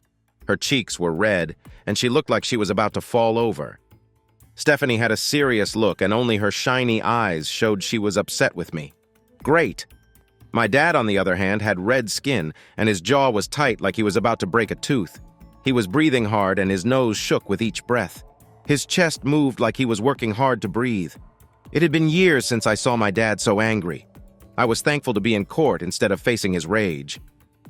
The case of Myra Skelly, James Skelly, and the state of New York versus James Skelly is now open, said one of the court officials standing next to the judge. I didn't know who they all were, but the judge was easy to spot. He looked to be in his 50s, had gray hair and thick glasses. He wore the judge's robe and sat behind the tall desk. The look on his face and the way everyone in the room looked at him made it clear he was in charge. Everything here showed that this was a judge and that I was in his space. I listened to the lawyer on my right speak for a little while. Then Sweeney spoke up, trying to argue against what the other lawyer said and make things sound better. I had to admit, after 5 days of being sober and just getting out of jail, I did not sound good at all. The judge asked a few questions, but I was only half paying attention while the lawyers went back and forth. My focus was entirely on Myra. I love her. I know how she feels, what she thinks, and what she needs. In that moment, I realized 2 things. First, she was really upset and sad. Second, she was also very angry and ashamed of me. I noticed her giving me sharp looks, just like her mother did. I saw how her strong lips pressed together, almost turning white when she caught herself looking at me for too long. She kept moving her right leg, gently going up and down, rising on her toes and then coming back down. I had never seen Myra so angry, and not being able to talk to her made it even harder. Nathan poked me in the ribs, bringing my attention back to the judge, who was staring at me. He said, "Mr. Skelly, do you agree to join the anger management group and the alcohol addiction group?" I replied, "Yes, sir. Yes, Your Honor. I will do whatever it takes." He looked at me for a moment before glancing down at his desk. "You must finish both programs before we can talk about changing the order to let you have supervised visits with your kids. Use this as a reason to work well with the counselors and complete the program as soon as you can." I said, "Yes, Your Honor. I will." He nodded at me. "You will go back to the Nassau Correctional Facility for 15 days. After that, you will be set free. Remember, you cannot come within 100 yards of Mrs. Skelly or the kids. You also need to stay away from the house where they live. Once you are released, You can talk to the sheriff's department to get anything you need from the house."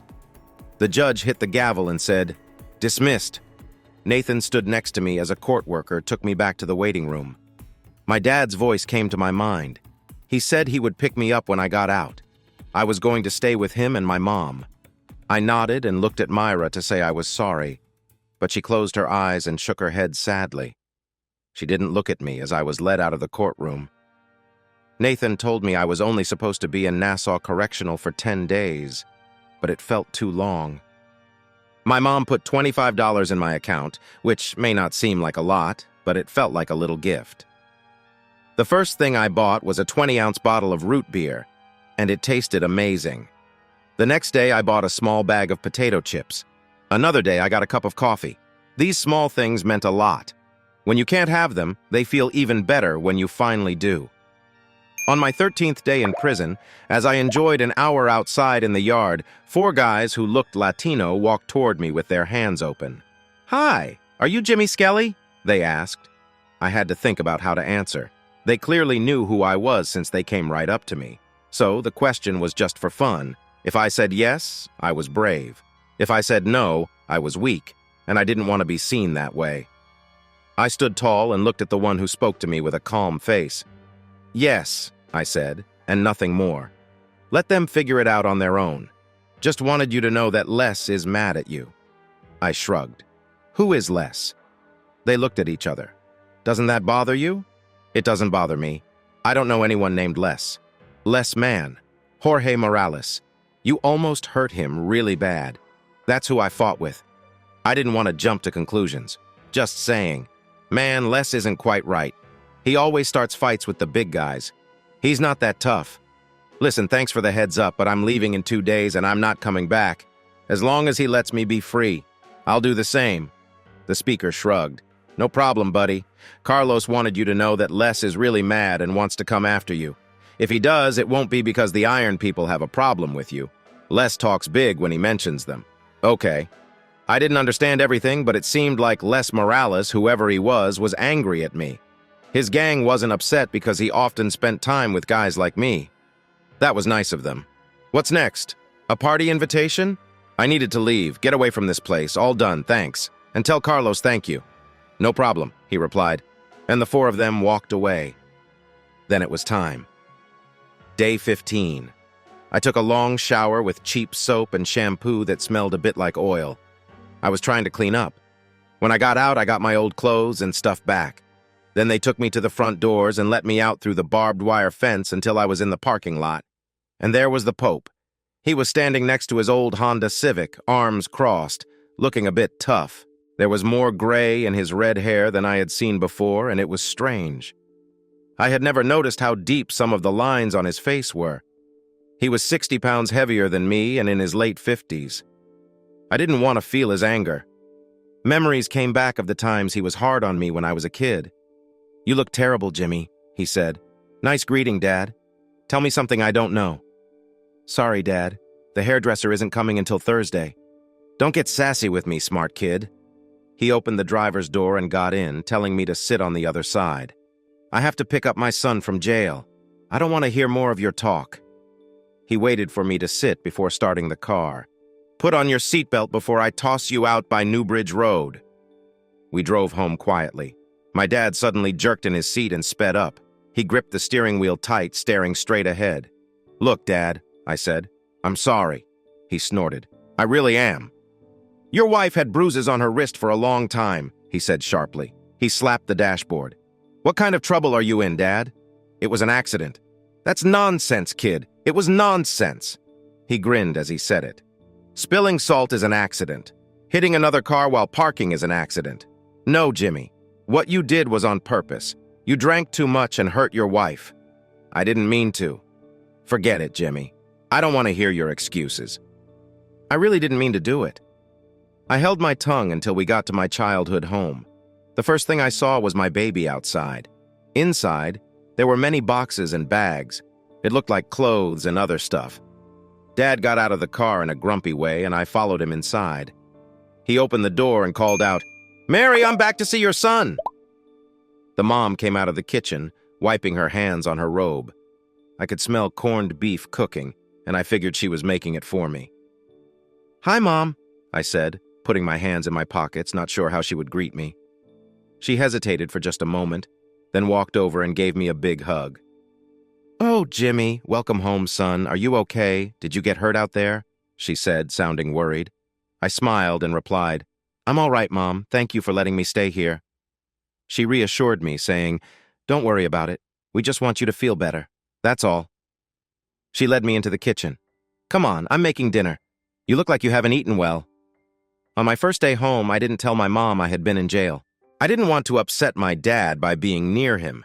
I enjoyed a real shower and wore clothes that really fit me. The next day, December 11th, I woke up early and drove my car to the Florence building to talk to Doug about what had happened and see if I could get some money. When I walked into the building, the conversations behind the counter stopped, and all my coworkers stared at me. Someone whispered, "Wow, Jimmy, where have you been?" That was enough to bring Doug out of his office with the sound of his chair scraping on the floor. "Jimmy Skelly," he said in surprise. "What the heck? Go to my office now." I followed him inside, and he shut the door hard behind me. "Where the heck have you been?" he shouted. "I told you if you mess up one more time, you're out of here. Didn't I say that? Did you think I was just making this up?" "Doug, I'm sorry. I was in jail," I explained. "Great. Thanks for the update," he replied, sounding frustrated. "I found out you were in jail when I finally reached your wife on Tuesday morning. Doug, please let me explain." He raised his hand. "No, Jimmy. No, Jimmy." Then he opened a drawer in his desk and pulled out 2 envelopes. "Here you go. Your last paycheck. Vacation time and sick pay you didn't use. Take it and go." He waved toward the door. "I won't fight your unemployment, so just sit and think about what you will do next, because you don't work here anymore." I took the checks and put them in my pocket, then stood up. "Thanks, Doug. I really messed up." He took a deep breath and looked at me. The anger in him faded away, and he leaned back in his chair. He looked a lot older than before. "Yes, that's right, Jimmy. It's too bad because I always thought you could do well." He shook his head. "Listen, kid. Fix what's wrong in your life and get your mind straight. Find something to do, all right? I mean it." I shook his hand and nodded. "I'll do my best, Doug. Thanks for everything." I drove away, keeping my eyes straight ahead and my shoulders strong, not letting anyone see how tired I felt inside. I stopped by the bank and deposited the 2 checks. I was surprised that the second one was over $1,000. He must have been sitting around with nothing to do for days, I thought. After that, I headed home to my parents' house. Being at my parents' house felt strange. I had no contact with my wife and kids, but my parents spoke to them every day. They always passed on my messages, and I could hear my boys yelling, "We love you, Daddy!" when Mom picked up the phone for me. But I felt so lonely. I had too much free time, no job, no family, nothing. Just my thoughts, and how much I missed my wife. On Monday, I went to the Phoenix house. It was at the back end of North State Highway. The court said I needed to get help for my drinking. To show I was serious, I went to meet with Sally at 11:30. She worked at Phoenix House. The place looked a bit old and worn, and she wore a lot of makeup. "Mr. Skelly," she said with a friendly tone, shaking my hand with both of hers. "Welcome. Can I call you James? We're pretty casual here." I tried not to smile too much and said, "Sure, James or Jimmy is fine." "Great. Let me tell you what we do here," she said. "When I say we, I mean you and me. We don't solve your problems for you. No. We show you how to handle your addiction yourself. Our goal is for you to live with it, not for it." I looked around the room. It didn't impress me. "Am I supposed to move in here?" No. We have programs where you can stay here or come during the day, depending on how serious your issue is. From what I've seen in your papers, you don't need to live here." She licked her lips. "James, you know this kind of help only works if you really want it, right?" "Of course. I know I need help, and I need it now." I felt anxious. "I need to get home to my family." "Why?" she asked. I frowned at her question. "What do you mean, why? It's my wife and my kids. I love them and I want to come home." "Do you want to come home the way you were, or do you want to change?" "Look, Sally, I don't get what you're asking. I want to come home and learn how to control my drinking. I don't want to be like I was before." She tapped her finger on the desk. "James, You might not want to hear this, but you can't just drink less. You have to admit you have a problem. You need to face it, understand what makes you want to drink, and realize that once you have this issue, it's there for life. You can't just drink less. You have to prevent it and stay careful. I raised an eyebrow. I think that's nonsense, Sally. I've quit drinking before. It didn't work out, did it? I laughed a little, thinking about it. Here I am again. So I messed up. Maybe I thought I could handle it alone. Maybe. But I think I can do it now. How long did it last? A month? 2 weeks? 3 days? It doesn't really matter. The truth is, I didn't have what I needed to really fight my problem with alcohol. I sighed. Fine, we'll do it your way. I'll admit I didn't stick with it before. What do we do first? The rest of the day, I listened to Sally talk. Sally used to drink a lot, too. She stopped drinking 15 years ago. She had 2 kids, a boy and a girl, who lived with her ex in Staten Island. She got to see them every weekend. She talked about how long she had been sober and how she hadn't touched a drink in 7 years. I wasn't happy with the whole thing. It bothered me that she kept calling me an alcoholic. I had to come here every single day for 6 weeks. She looked like an older bartender with too much makeup, and what she said sounded odd. I half expected her to start singing about Jesus and splash me with holy water. I felt the same way in the group sessions. Everyone talked about how a higher power helped them feel better. I am as Irish and Catholic as anyone, but since I was 14, I've tried to forget about going to church. It all felt a bit too much to me. So every day, from Monday to Friday, I drove east to How Hodge, listening, sitting, talking, and trying to understand what was wrong. But every day passed without Mira and Jay, without my mom's constant worry, and without my dad's barely controlled anger. I missed home. I missed my job. I missed everything. But I also noticed that I began to miss drinking. One day it started with a dull ache behind my eyes. This went on for a while, and then I felt a strange, heavy feeling in my mouth. It was as if my tongue was too big or like I had just eaten a big spoonful of mashed potatoes. I was having a regular day, probably watching some TV, when suddenly my mind shouted, "I could really use a beer!" Then my skin felt sweaty, and that heavy feeling in my mouth came back again. I tried talking to Sally about it, but she said it was a good thing. Good? How could it be good? She said it was a strong feeling and that I should pay attention to it and learn more about it. That sounded silly. I just wanted a drink. I felt angry. I didn't want to deal with this feeling. I didn't really believe in therapy. I thought Sally and the others just wanted to push their beliefs on me, like trying to make me change who I was. The weather was getting colder, and December kept moving along. Christmas was getting closer, and I felt sad being stuck at home with my parents instead of being with my kids. I called my lawyer to see if I could visit them for a while. He called me back 2 days later and told me the social workers didn't think it was a good idea right now. They wanted me to finish the program before I could think about visiting them. I was upset. On December 22nd, I was having dinner with my parents when my dad slammed his fork down, making a loud noise. He looked right at me and said, "I just heard from Myra that you didn't give her any money for the boys' gifts this year." I looked at him, shocked. "I can't see her. Or my sons, remember? So your sons are going to have nothing this year unless I give Myra $200 for gifts. When were you going to help? How?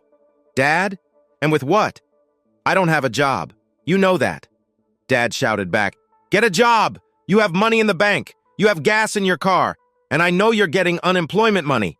You need to help out." "You think I can just do that?" I replied. His voice got loud at the end. "I want a job!" I yelled back, raising my voice. "And if I could see my wife, I'd love to help with Christmas." "Don't shout in my house," my father said. His face was getting red and his eyes looked strange, like he was about to pop. "You didn't offer anything, Shane. You have stress," Mom said, trying to calm him down, but Dad was already too angry to listen. "Just give me the money, Jimmy, and I'll give it to her." "What's going on? Don't you guys have a shared account? Just transfer the money. I heard Stephanie gave Myra cash for food this week." "And you sure didn't help at all," I shouted. "Dad, I'm not living there. What am I supposed to do? I don't have a job. I don't have money. And I have to go to these therapy sessions for drinking and anger every day." Mom tried to calm things down again. "James, if you need me to take anything to Mira, just say so. I didn't know she needed help." "That's not true," Jimmy growled. "What? The bills will just stop because you're in jail, Shane? That's enough!" At that point, Mom raised her voice, not quite screaming, but loud enough to make us both quiet. "That won't help. Tell your son to get up and help his family." Dad threw his napkin on the table and stood up. "Where are you going, Shane?" "Anywhere away from you," he shouted, pointing at me. "You're my son, and you have a place to sleep. But this isn't forever. You need to figure out what's wrong with you and fix it. Be a man, not a whiner." Dad shook his head and left the kitchen. We could hear his car start, and then he drove off, leaving Mom and me in an uncomfortable silence. "Damn it, Mom," I said. "I don't know what to do. Jimmy, this is tough for everyone. But even though you're going through a hard time, Myra and the boys are having the hardest time. They don't deserve this, and they have a tough job without you. Come on, Mom, I'm the one with the problems right now. But they are innocent, and they will have to deal with the mess." She lowered her head. "Jimmy, I'm praying for you. I really mean it. I'll be fine, Mom. It's just so hard and seems unfair." Mom raised her eyes to look at me. "It's not fair to everyone, James. It's not just about you." She patted my hand and left me alone in the kitchen with my thoughts. Everyone talks about what others are going through, but no one sees that I'm the only one really hurting. I went to jail. I lost my job. I can't see my kids. I can't see my wife. I have to go to these therapy sessions that I hate. I'm the one living here with my mom and dad, and I'm the one who really wants a drink. Oh my God, if I could just drink all this stuff, it would make my head spin. I peeked around the corner and didn't see my mom. She must have gone upstairs, so I quietly walked over to the cabinets and began searching through them. I found jars of pasta, old mugs, bowls, cake mix, and spices. I looked in the lower cabinets and found mixer pans, pots, soup, rolling pins, jars of sauce, and then I spotted a bottle of whiskey. Bingo. I pulled it out and saw with relief that the seal was broken, and about half the bottle was already gone. I listened carefully, but I heard nothing. Then I unscrewed the cap and brought the neck of the bottle to my lips. I tilted it back until the taste filled my mouth. I pressed my lips together, turned the bottle in my hands, and swallowed. Oh, sweet God, it felt so good. It hit my stomach and spread warmth across my chest. I suddenly felt more awake and alive because all these problems started before Thanksgiving. I took another sip of my drink, enjoying the warm feeling as it went down. It made me feel really good, and I couldn't help but tear up a little. I noisily drank my last bit and set the glass down on the bar. I looked at it and thought about how much I had drunk. Then I filled my glass again from the bottle, making sure it was the same amount. I swirled the drink and put the bottle back in the cabinet carefully. Wanting to keep this nice feeling, I went to my old room where I was sleeping and lay down, staring at the ceiling. I thought this was the answer to my problem. Clearly, doing things the way the counselors and Sally wanted me to do was not going to work for me. Quitting all at once was just too hard. I decided I would take my time and scale back my drinking until I could handle these strong feelings. After a few drinks, I felt good and had no issues putting the bottle away. I can handle this. I would do it again tomorrow and on the 24th. Just like I pictured. I made it through the day, listening in during the sessions and saying what they wanted to hear when it was my turn. At the end of each day, I would go to the park and take a few sips from a bottle of whiskey I bought from a local store. I kept the bottle hidden under the driver's seat in my car and made sure not to drink before therapy so no one would smell it. I felt better and more in control of my life by doing things my way. My thoughts were clearer and I was more focused. I felt really good. Finally, Christmas morning arrived. Christmas was the second most important holiday after Easter for my family. But since I had kids, the importance had kind of flipped, and my parents decided to go to Myra's house to spend Christmas with the boys. Now, I was left wondering what I would do while everyone else was at my house celebrating the holiday with my family. I asked while Mom and Dad put on their coats. "Jimmy will be gone until around 4:30, Mom told me as she wrapped a scarf around my neck. "Then we'll come home with plenty of leftovers for you." "If you cared so much, you'd help her," Dad said. "I never heard how you helped Myra. Did you send her money in an envelope or pay a bill for her?" "I don't have anything to give. She has her own money, and I'm sure she's using it. Besides, she still lives here and has a job." "I don't," I said. Dad just frowned.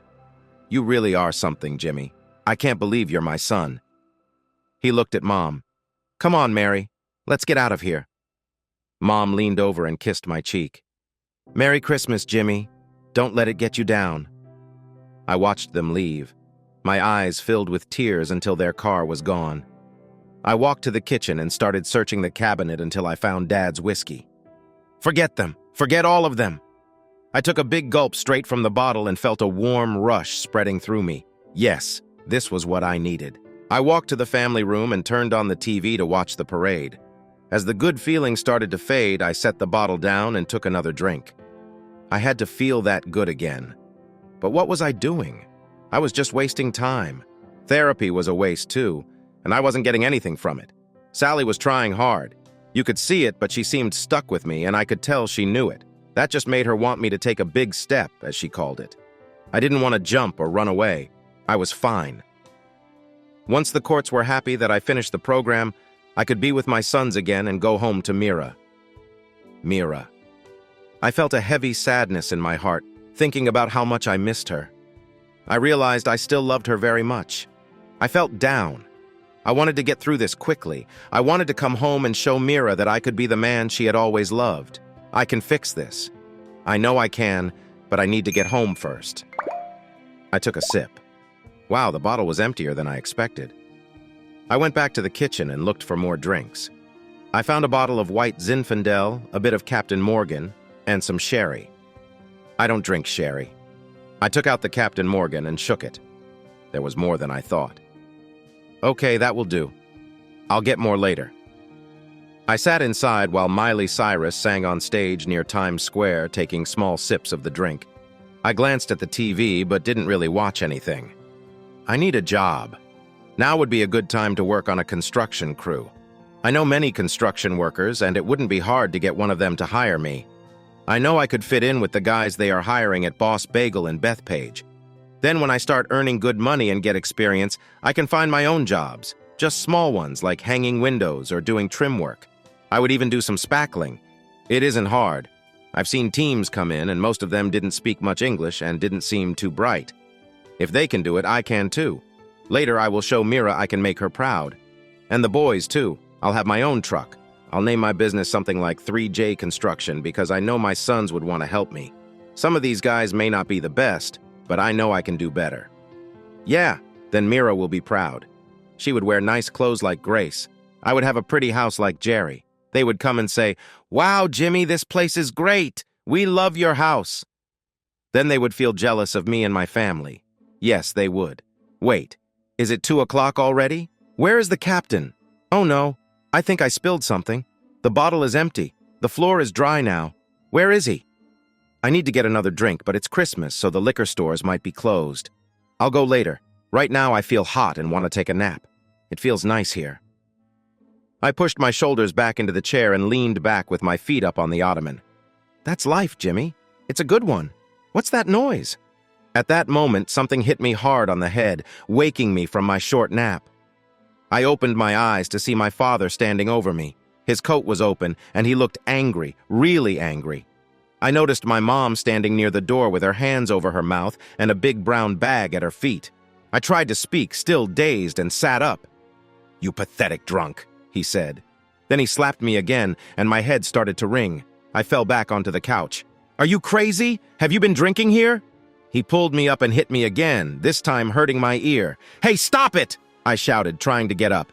He came at me again and slapped my head and face. It hurt a lot. "Jimmy Skelly, you are a shame. How dare you drink? What is wrong with you?" He pulled back to hit me again, but I felt a fire of anger in my stomach. Fueled by the drinks I had earlier, anger took over me and wrapped around my body tightly. I pulled away and caught his hand before it could hit me. "Don't you dare hit me!" I shouted, moving closer to his face. "Never! Come on! Don't you dare, you ungrateful jerk!" He spat back at me, his words splattering my face. "This is my house!"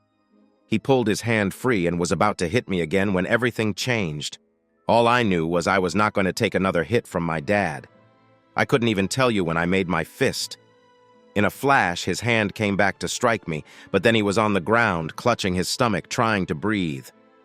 I stood frozen, fist out in front of me, my body slightly bent, panting like I had just run a long way. I had just hit my dad. "Oh no, Dad!" I said, suddenly feeling ashamed. "I'm so sorry, just get out!" He managed to respond, taking in enough air to speak. He held his knee with one hand and grabbed a chair with the other to keep from falling. Mom wrapped her arms around him, looking scared as she glanced at both of us. He took another shaky breath and said, "I want you to leave now. Get out of my house, Jimmy." "Shane, please!" Mom cried. Dad looked like a fierce warrior. He stood tall, his red and gray hair messy above his flushed face, chest moving up and down, his body shaking and his voice booming. "Get out of my damn house now!" I couldn't believe what had just happened. Then I turned and ran upstairs to my room, grabbed my bags and stuffed my clothes into them. I put my toiletries into another suitcase and carried them over my shoulder while I could still hear my dad shouting from the living room. "Get out! Get out! Jimmy, get out!" I heard my dad shouting. I hurried downstairs and ran past him. I ignored his yelling as I stepped out into the cold.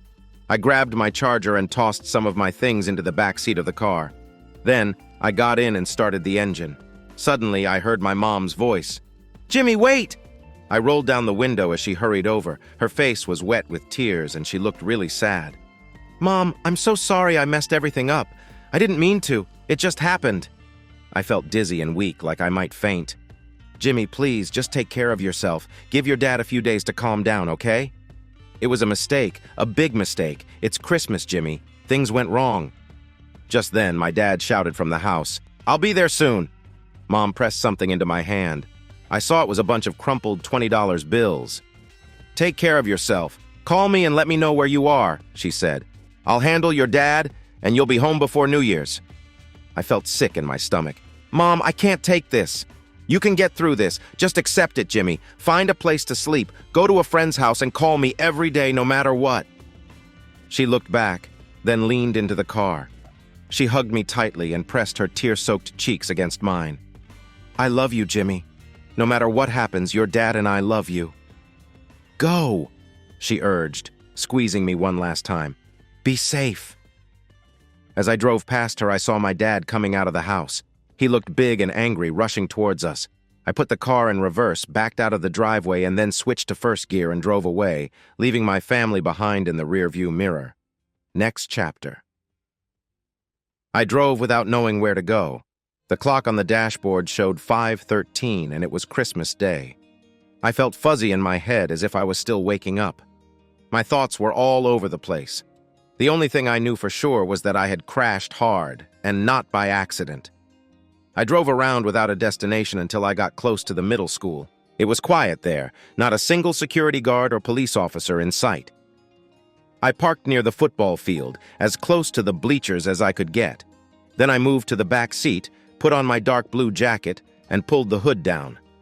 I reached under the seat and grabbed the bottle of whiskey I had stashed there. I took a sip for the first time in a long while. It didn't give me the quick boost I wanted. Yes, I felt a little better after a sip, but it didn't fix what was hurting inside. I tried another sip. Still nothing. By the time I took a third drink, I was angry that the alcohol wasn't helping me. Why wasn't it working? What was wrong with it? Tears began to burn my eyes and rolled down my cheeks. That's when I cried. I cried harder than I could remember. Here I was, sitting in my car behind the school on Christmas Day in the freezing cold, away from my wife and kids with no one to talk to. I had just been kicked out of my parents' house after a fight with my dad. I had no job and nobody to call. It felt as if everything was pulling me down, tearing me apart, making me feel so low that I couldn't even see the sky. I held the bottle tightly against my chest, rocking back and forth in my seat, and deep sobs came out of me. It hurt. It hurt a lot. My legs gave out and I leaned back, trying to stay warm and hold on to my mind in the quiet of my sadness. I couldn't imagine ever feeling this sad again, and I never wanted to feel this awful again. I was feeling really sad and alone when I finally fell asleep. The cold winter wind was hitting the metal bleachers, making a noise that mixed with my tired whimpers. I woke up slowly. Something was bothering me, like little stones tapping on a tin can. It kept going. Tap, tap, tap, tap, tap. The light coming in from outside was so bright. I turned my head a little and it felt like a shock. The cold seeped into my bones and made me feel stuck. I groaned and tried to stretch my back and shoulders to wake myself up. I was very cold. My hands, face, and ankles felt numb from being outside in the freezing air for too long. I opened my eyes to look around, but the light from the window hurt my head. "Hey, buddy, you okay?" I heard a voice. I tried to get up, but my stomach didn't feel right. It grumbled loudly, but since I hadn't eaten anything, I managed to hold it in. I glanced to my left and saw a man in a coat and police hat shining a flashlight at me with a worried look. I leaned forward and started my car. The engine roared to life and cold air rushed out of the vents. I pressed the button for the window, letting some cool, fresh air fill the car. It helped me focus. "Yeah," I said, coughing a bit to clear my throat. "Yeah, I'm fine, but this isn't a parking lot. You can't stay here." I took a closer look at the police officer. He was in his 50s, wrapped in his uniform, still looking very much like a cop. "I'm sorry, officer," I said, trying to sound strong. "I didn't mean to stop here." He looked at my face, shining his flashlight on me and inside my car. He saw my bags tossed messily on the back seat and noticed that I looked a bit rough. Then he spotted an empty bottle of whiskey on the passenger seat. Suddenly, he showed some kindness I didn't expect. He asked, "Are you okay? Do you have somewhere else to go?" I didn't want to cry in front of this cop. No way. So I took a moment to gather my thoughts before I answered. "Yes, officer, I'm fine, and no, I don't have anywhere to go right now." He stared at me, thinking hard. I hoped he would just let me be. I wanted him to go away. "Well," he said slowly, "it's almost 11:30 and you really shouldn't be here. I should ask you to leave." "Oh no." I felt panic rise in me. After a long pause, he added, "But it's Christmas, and no one else will be around unless they have to be. Here's the deal. I will come back at 6 and ask you to move." "You'll have time to rest and get rid of that," he said, pointing to the whiskey. I felt relief wash over me. "Oh, thank you, officer. I really appreciate it." "It's okay, son." He turned the flashlight away. "Just do yourself a favor. Start the car now and then to stay warm. It's going to get cold soon." He paused and asked, "Are you sure I can't take you somewhere?" I shook my head. "No, really, thank you. I'll be fine." "Okay," he said, turning to leave. "If anything, Merry Christmas." I felt a lump in my throat as I replied, "You too, officer." I watched him slowly turn around in the parking lot and drive away, leaving me alone in the dark. I got back in my car and let the heater warm me up for a bit before turning off the engine again. I searched through the trunk and pulled out a couple of sweatshirts. I put them on and then lay back again, looking out the window at the sky above. I was sitting in the dark, letting myself drift off to sleep. When I woke up, it was still dark outside. This time, I wasn't as scared to see a policeman knocking on my window. I started the car and rolled down the window. "Hello, officer." "Hello, son. Are you feeling better?" I nodded. "Much thanks." He said, "I hate to do this, but I need to ask you to move along." "No problem, officer. I'm on my way." "Good luck with that." I put on my seatbelt. I drove slowly out of the school parking lot and back to Main Street. I cruised down the road until I saw Dunkin' Donuts. There wasn't much still open the morning after Christmas at 6:30, so I happily grabbed what I could. I went inside, had a coffee, and ate 2 egg sandwiches. After that, I asked the woman to pack up 6 donuts for me. After I paid, I walked out and went to Jerry and Grace's house. I parked in front and sat for a few moments, unsure if I should knock on the door. Finally, I took a deep breath, walked down the driveway, and knocked on the door. 2 sets of 3 quick knocks. I heard some noise inside, and then Jerry opened the door wearing a robe and shorts. "Jimmy! Oh man, Jimmy!" He stepped forward, hugged me tightly, and patted my back a few times. I hugged him back, and it felt great to know someone was glad to see me. "You look great! Come on in!" He led me inside and called, "Grace! Jimmy's here!" "Thank you, Jerry." I handed him the donuts. "I hope it's not too early for me to come over." "Don't worry about it. Come on in." I followed him into the kitchen where he turned on the coffee maker and put the bag of donuts on the table. "I heard from Myra about a week ago." A chill went through me. "Oh yeah, I've been trying to find you." Jerry continued. "Grace and I had a pre-Christmas party and we wanted to invite you and your parents." He said, "She mentioned you were having some trouble and staying with your folks." I swallowed hard. "Yeah, it's been tough. I can imagine." He shook his head. "Wow, my friend, I can't even think about what you're going through." "Listen, Jerry, I need a small favor from you." "What's that?" I took a deep breath and straightened up. I need a place to sleep tonight. I noticed he looked a bit lost for a moment. That made me keep talking. Just a couch, and just for a few days, 2 or 3 at most. Jerry thought for a bit, then nodded. No problem, buddy. I mostly have time during the week, so it will be fine. I'll talk to Grace and you can stay here. What's going on? His wife walked in wearing a sports shirt and pants and bent down to kiss me on the cheek. Hey, Jimmy. I heard about your situation. I'm so sorry. Thanks, Grace. Honey, Jerry said Jimmy needs a place to stay for a few days, and I told him he could stay with us if that's okay. Grace smiled brightly and said, Sure, honey, I'll get the sheets for you, Jimmy. She looked me up and down, noticing I looked a little unfit. Would you like to use the bathroom and clean up? Take a shower? Oh my, that would be amazing. Would you mind? She laughed a little. Not at all. Let me get you some towels. The shower felt wonderful. The water was hotter than I expected, and the shampoo wasn't the expensive kind we had been using for years. When I finished, I didn't want to disturb my friends, but I needed to clean my clothes. So I asked if I could use the washer and dryer. They kindly agreed, and I did my laundry while they were busy with their daughter, Brittany. I had a chance to tell Jerry what was going on with me. He listened quietly, and I was glad he didn't give too much advice. But it was clear to me that he didn't really like Myra. After hearing some of his questions and comments, it was obvious. Wow, but don't you think maybe she was right? I can understand that. Here's a simpler version of the text. I think that when it comes to kids, she should have listened to her heart first. I can't believe that therapy isn't helping at all since it's been working well for others. I'm sure your parents just wanted to help, and they are sad too.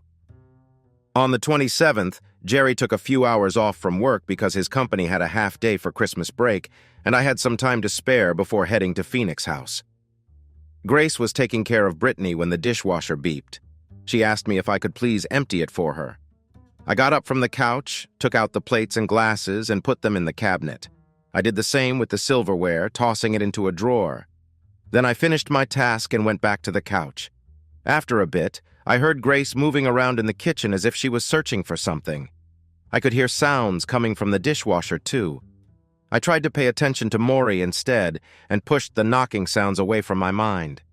At 11, I thanked Grace for her time and told her I would be back after 4:30 when therapy was finished. She waved goodbye, but I didn't catch anything unusual in her words. Sally tried to ask me about my trip, but I didn't want to go into a long story about my vacation with my parents. I just said we had some hard times, but those were behind us. The day was ending soon, and I took a nice, slow drive back to Jerry and Grace's house, stopping by the park. I drank 2 beers I had in my trunk, trying to stick to my plan to drink less before going back to my classes. I felt much better and happier than usual. Jerry seemed a bit distant today, and Grace looked less cheerful than she had the day before. I tried not to bother them and slept well on their couch. The morning of the 29th arrived, and while I was in the kitchen having frosted cereal for breakfast, Jerry stopped to chat with me.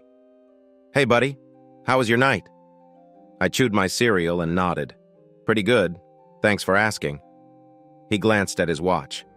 So, Grace's mom is visiting us for a week or so on New Year's Eve, and it's going to be tough, you know? I laughed. Yep, Stephanie and I never got along well. I know, I have to keep things calm at home. But when she leaves, I'll have no time for myself. I really hate to say this, but could you go back to your parents' house while she's here? I just can't relax when she's around, and you might not be comfortable either. I shrugged. I'm not going back to Mom and Dad right now. Dad is helping me stay sane, and I need more time. I took another spoonful and thought for a moment. I could call Brian and ask if I could stay with him for a bit. Jerry smiled, and I felt good knowing I could help my friend. So, before I left for Phoenix House, I packed my things. I thanked Jerry and Grace for being so nice. I gave Jerry $20 to show my appreciation for the meals and using their bathroom. Then I headed to treatment. After that, I went to Brian's place and talked to him and his wife, Laura, about staying with them until New Year's Eve. I knew Laura was not easy to get along with. She always looked down on people who drank or smoked. I stayed for 2 days and found it hard not to say mean things about her while trying to be friends with Brian. It was New Year's Eve, December 31st, and I left Brian's house. I thought about whether to go to Tim's or drive to Patchogue to stay with Scott. I still talk to my mom every day. Even though my dad didn't speak to me, we still managed to talk about important things. Also, all my mail came to my parents' house until I found a new place to stay. I received papers about unemployment and a court order. Mom just told me that Myra officially asked for child support, which is due by January 4th. She wants 25% of all my money, including my unemployment benefits. Mom, I said, feeling hopeless. That's unfair. I'm only getting about $300 a week from the government. How can I give her $75 from that? Is that even allowed? I don't know, Jimmy, but Myra really needs the help, Mom replied. Your dad and I helped as much as we could. I know her boss is giving her more hours now, but that doesn't change much. When she works, either her mom or I have to look after the kids. I sighed. Everything would be easier if the social workers would just let me come home. Jimmy, they will do it when they are ready. Not a minute sooner, Mom said. I don't see how I can afford to give her this money. I'm practically living in my car. I don't know, son, but this is an important letter. I wouldn't ignore it if I were you. Okay, Mom.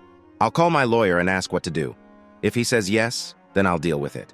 Even if it feels unfair, I'll keep you updated, Mom. I love you. Happy New Year. I hope next year is better. I hope so too, son. Happy New Year to you and your dad. I chuckled. Are you going to make it to midnight this year? She laughed back. I will. We'll be with Jay and Jay tonight, and they want to bang pots and pans all night. Yes, Myra needs a night out with her friends. She has been working so hard for a while now.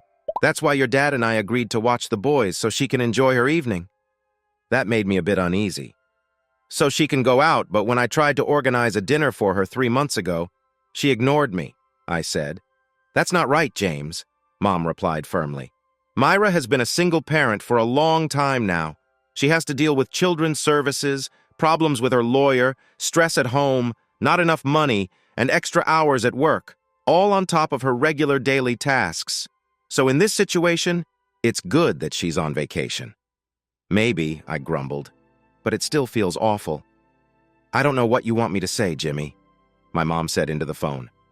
Just have a good night and call me tomorrow to tell me where you are, okay? Okay. Good night, Mom. Good night, Jimmy. I drove to Phoenix's house, anger building up again inside me. What is with all this cheerful stuff? I'm looking for a place to live, and what is Myra doing? What is she doing on New Year's Eve? And who is she with? My heart sank, and I felt a cold rush of worry. What if it's the guy she's seeing? This is nonsense. That's the problem. Nonsense. My time with Sally couldn't have been less useful, even if I wasn't trying. Sally talked all the time, and then she gave me a serious look and asked, So, James, you haven't been paying attention this whole time? Is something wrong? Can you tell me? No, Sally. Everything's fine. Really. I guess it's just that the new year is almost here. New beginnings. We only have a week or two left, and then the court will let me see the kids and my wife. She frowned, her eyebrows pushing together. Oh no, James, it's not quite like that. The anger I was trying to hold back exploded, mixing hot and cold inside me. I felt fire in my eyes as I glared at her. What do you mean it doesn't work like that? I've been coming here every day for a month now. With just a week or two left, I thought I'd meet the 6-week rule. That's what I was told. That's what was supposed to happen. James, we're here to help you stay calm and manage your drinking. She pointed at me. See this? Every time I call you an alcoholic or something similar, you scrunch up your face and squint at me. That shows me you don't like the word and that you don't think it fits you. I've seen real alcoholics, and I know I'm not one of them. This whole mess started after a fight with my wife. The police got involved, then the courts, and now my life feels like a wreck. I'm just trying to get out of this mess, James. You are in charge of your life. If something bothers you, it's often because of the choices you made. She took a breath. As for the trial, the 6-week program will end soon for you. But I can't honestly say you have understood or accepted what's happening. What? What? This is crazy. I stood up straight, clenching my hands at my sides. Do you know what you're saying? The tension of anger was rising inside me.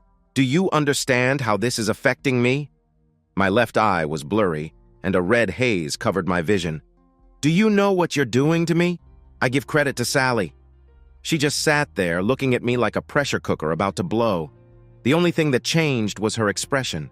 She waited for me to finish my outburst. And that, James, is a good reason why you aren't ready. You're acting like an angry child who can't control himself. You are a pathetic drunk who can't stop whining. I didn't say anything back. I turned around, grabbed my coat, and walked out, heading for my car. I started the engine, turned the steering wheel, and sped out of the parking lot onto the highway. I was so angry. That woman had practically robbed me of a chance to get home. How could she do that? How could she even think it was okay? All right, calm down, Jimmy. Stay calm. Oh no, I just remembered I need to get to Sag Tacos soon. Wait, how fast am I going? 96 miles an hour. We have what you need right now, Jimmy. A ticket to get away, park your car, and where are you going to stay? In a box under a bridge. I took my foot off the gas and slowed down, keeping my speed just above 60. Where am I headed? I don't have anywhere to go. Should I even go anywhere? I reached behind me, grabbed a beer, popped it open, and took small sips. Yeah, it's a silly idea, I know, but forget it. I'm too stressed, and the beer will help me think. No one noticed me as I drove among the many cars on the streets on New Year's Eve, but I turned onto Want Avenue and drove slowly through my neighborhood. What am I looking for, Jimmy? Am I going to drive by my old house? I opened another beer. Do you have a warrant out for you? You can't go in there. I just want to check if Myra is with someone else. That's not right. Never. I turned left into my neighborhood and let the car crawl past the neighbors' houses, nearing my own home. There were no holiday lights this year, but she had hung a few paper decorations on the windows and a wreath. I saw her Kia parked in the driveway, but the driver's side tail light was broken and taped over. When did this happen? Great. Another thing to fix. There was another car in the driveway, a Nissan Sentra. I didn't know that one. Who was that? And parked in my spot. Who had been there? I tossed the empty beer can into a bag and pulled out the last one. The last one? I'd had 5 of these since leaving Phoenix House.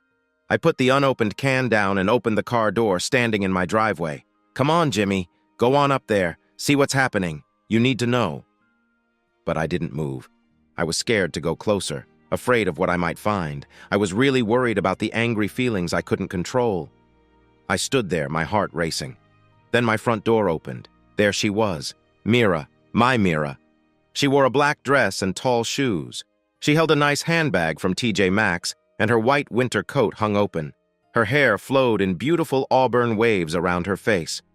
3 other people came out with her. I recognized one woman from work, but the man was a stranger. Who was he, and why was he at my house? They talked and walked toward the Nissan when the first woman noticed me. She looked surprised and said, "Mira, I think someone is here to see you." Mira looked up, her mouth open in shock. "Oh my God, Jimmy." We locked eyes, and all I felt was love for my wife. It had been so long since I saw her. She looked so beautiful. But then the man spoke and ruined the moment. "Mira, are you okay?" He noticed how scared she was to see me and stepped closer to her, trying to protect her. "Do you want me to get rid of that guy, Mira?" Now he was using a sweet name for her. I felt angry. "Hey you! This is my house and my wife. Get out of here and mind your own business." One of the women standing next to Mira took out her phone. "Mira, do you still have a protection order against him?" She looked at me and said louder, "Can you hear me? I'm calling the police, Mr. Scully. You need to leave Mira alone." The man waved his arms, trying to push me away. "Go away! Leave her alone! Get out of here!" What did he think I was, a kitten? He kept walking toward me while my wife shook her head and repeated, "No, no, no." She said it over and over. This guy seemed like a big threat, a threat to me. It felt like my marriage was in danger and I was losing my mind over it. The only way to handle a danger is to face it. I moved closer to him, getting ready to fight, and he backed away a little, trying to calm down. I saw him pull back his left hand and ball it into a fist. He looked fit, like he worked out, but it was clear he didn't know how to fight. I let him throw the first punch. His weak hit barely grazed my head and bumped off my shoulder. What a jerk. As soon as I hit him back, a woman with a phone screamed, "Let my husband go! Let him go? Husband?" I looked at the guy with tired eyes. He was struggling to get free, holding my wrist and trying to ease the pressure on his head. His wife was confused, tossing back and forth between coming to help him and staying away. Another woman was there, trying to comfort my wife. I realized I made a big mistake. I let him go and he crumpled to the ground, tears rolling down his face. I really had to leave. I ran to my car, jumped in, and drove away as fast as I could. I couldn't believe it. What was I thinking? Jimmy, you really messed up, you stupid Irish guy. Was this a smart move? Did I think this would fix things and bring us back together? I could have really hurt that guy and ended up in jail. It was harder to see through my tears as I drove. I made my way through the streets until I got to Tim's house. I parked outside until I felt calm enough. Then I went up and knocked on the door. Tim answered, smelling like fresh grass. "Jimmy, hey man."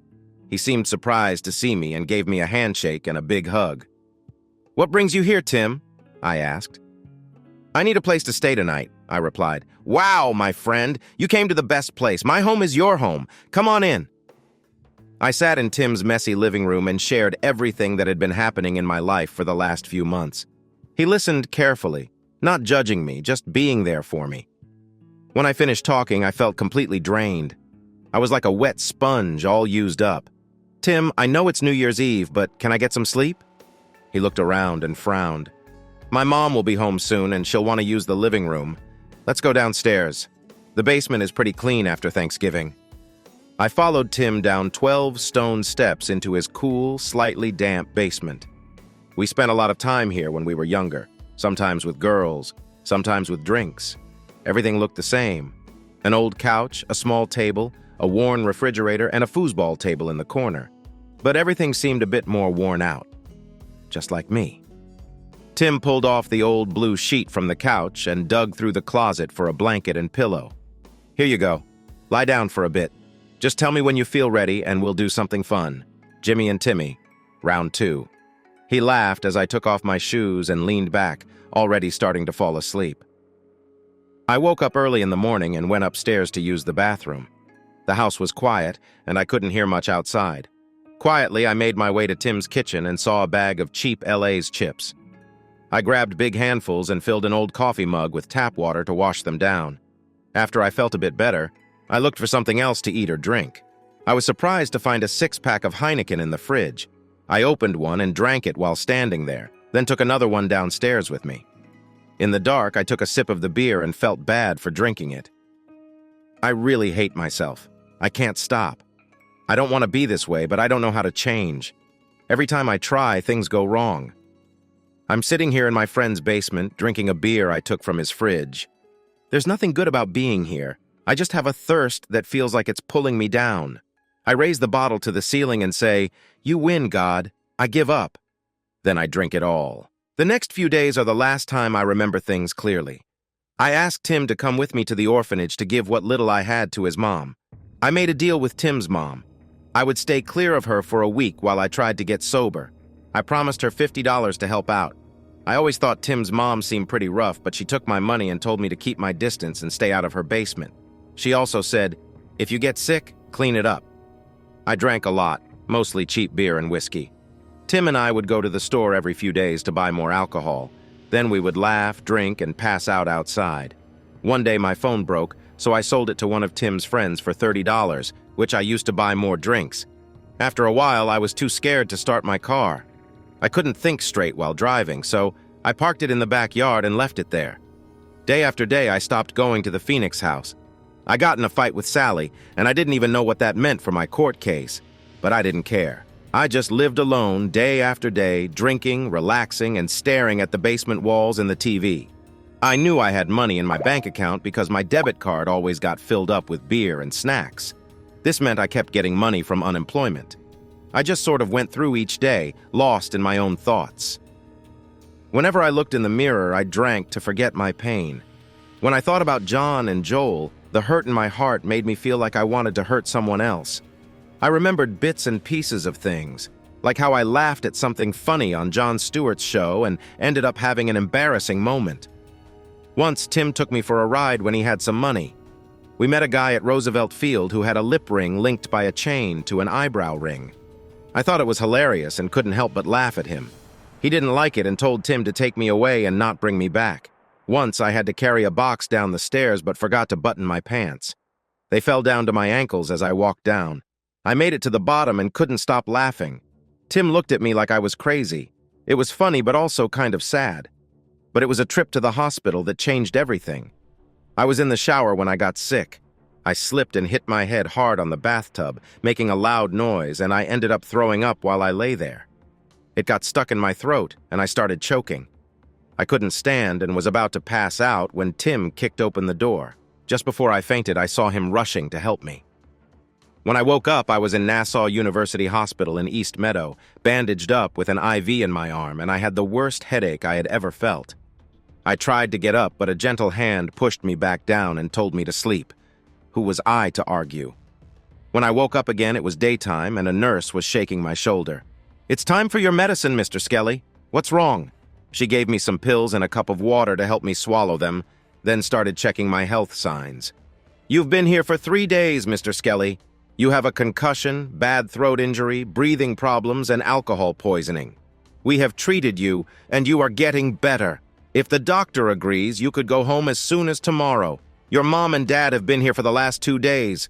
Your friend Tim was here on the first day. There have been other visitors." She pointed to a small table, and I turned my head to look. On it were little bags of cookies and postcards meant for me to see when I woke up. But what really made me gasp and cry were the cards in crayon. They were on yellow paper and showed my 2 boys with someone bigger lying down. My sons were here. That meant Myra was here too, and they had seen me like this. The nurse tried to calm me as I cried and shook. Soon after, more people came in. Something happened that made me feel calm, and in a moment I was asleep again. When I woke up next, I saw Mom and Dad by my bed. Mom looked very tired, and Dad, he just looked old and sad. I swallowed hard and coughed a bit. "Hi." They both looked at me and smiled with relief. "Hi, Jimmy." "Hey, son." I sighed, finding strength from somewhere deep inside. "I'm so sorry, Dad." "Don't be," he said gently, putting his hand on my arm. "Don't start feeling bad. It's done. It happened. It's over. We're Irish, not Italian. We feel bad, not angry, okay?" I smiled back. "Thanks, Dad." Mom smiled weakly and leaned down to kiss my cheek. "It took me a long time to call you. Your phone didn't answer, and then they said it wasn't working. The courts came. Myra got sick. Jay missed you. Sally from Phoenix House reached out. Jimmy, we couldn't find you anywhere. Didn't anyone think to call Tim? We tried. We all tried. No one answered. Eventually, his phone got disconnected too. I sighed. How did you find me here? I asked. We got a call from Mira when you were at the hospital for John and Joel's birth. You both listed each other as emergency contacts. The hospital called her, and she called us. Now here we are. We talked more, shocked to realize it was already April. I had lost 4 months and had nothing to show for it. Suddenly, they got distracted and said they would take a couple of minutes to go to the gift shop. We'll be right back, they said, and then they left. In the quiet after they were gone, I noticed a faint smell of coconut that I recognized. A voice from behind the door asked, James, may I come in? I turned to see Myra, my wife. The smell was from her shampoo. How could I have forgotten that? I reached out, trying to pull her toward me. She took a few steps and then rushed into my arms, hugging me tightly. Oh, Jimmy! Oh, James! She cried. I wrapped my arms around her, feeling her shoulders shake as she let out her tears. I thought you were dead! I shook my head and held her close. No kids, I said softly. I just wish I had. We stayed like that for a few more minutes before she pulled back to look at me. Where have you been? I told her everything I could remember about the last few months. She shared her story, which was very different from mine. I felt more and more frustrated as she talked about the hard times she and the boys faced. She was getting help from the government, using EBT cards and other aid, trying to make ends meet. The house was close to being taken away, and the boys were struggling. They missed their dad and were acting out. But it was the last part of our talk that really broke my heart. And that's the problem, James. What about the kids? She sighed and looked down. James, Child Protective Services is not on my side. They were very harsh with me, even when your mom and you were helping. They came in and said the children's safety in our home was getting worse, and I had no way to fix it. She sat up on the edge of the bed and held her hands together. So I made a promise. If you don't come home or get better by March 15th, I will have to make a hard choice. I felt anger rise inside me, but it was tired and weak. There was not much strength left in the anger I used to have. "Myra, it's the middle of April. What hard choice have you made?" My wife stood up and took a step back from the bed, gathering her courage. "Jimmy, I filed for divorce." Thud! I felt like everything I was holding on to just fell apart. "No!" I gasped. "No way! Jimmy, I have to! I need to do what's best for the boys and for myself!" Tears filled her eyes. "I've been trying to talk to you for so long. There's nothing more I can do. I've had enough. Myra, that can't happen. The money never came, and you were not around. Jimmy, I love you. I always will. But you've hurt me deeply." I could feel my teeth grinding. "Myra, I won't agree to a divorce." She looked at me, her eyes filled with fear. "It's not your choice, Jimmy. It's going to happen." My heart felt weak and my sight blurred. "Myra, listen to me. We're Catholics. We can't get a divorce. Do you understand? We are married for life in God's eyes. Jimmy, you don't practice Catholicism, and neither do I." I tapped my hand on the bed. "I don't care. You can't forget these things from childhood. You can't do this." Myra looked at me and swallowed hard. "James, I will never stop you from going out with boys if the court says it's okay. I mean it. You will always be the love of my life, but you can't make me do what you want. Even though I love you, you hurt me deeply. Everything that's happened since has made me close off that part of myself for a while. You can't force me to give in. I've had to make some tough choices already." "What do you mean?" "I needed help with the house bills, the phone bill, and the heating oil." She waved her hands around. "And there's Mark at work. He likes me, and it's not a secret." No, I couldn't believe my ears. "No, I haven't been with him, Jimmy." She sighed, tears streaming down her face like water from a tap. No loud cries, just tears flowing. "But he has helped me a lot with the house and money, and the boys have behaved better since he came around. I know what he wants from me, and I must give it to him soon." She cried sincerely. "I don't have a choice if I want to help our sons, the courts, the lawyers, child services, everything. Or you. It's all pulling us apart, James. It's time to end this." "Oh my God, Myra, the kids. How can I keep hurting like this? How much more can I take? I'm sorry, Myra. I will never sign the divorce papers. Never. No matter what happens. Never. Do you understand me? Do you hear me? In sickness and health, in wealth and poverty, in good times and bad, until death do us part."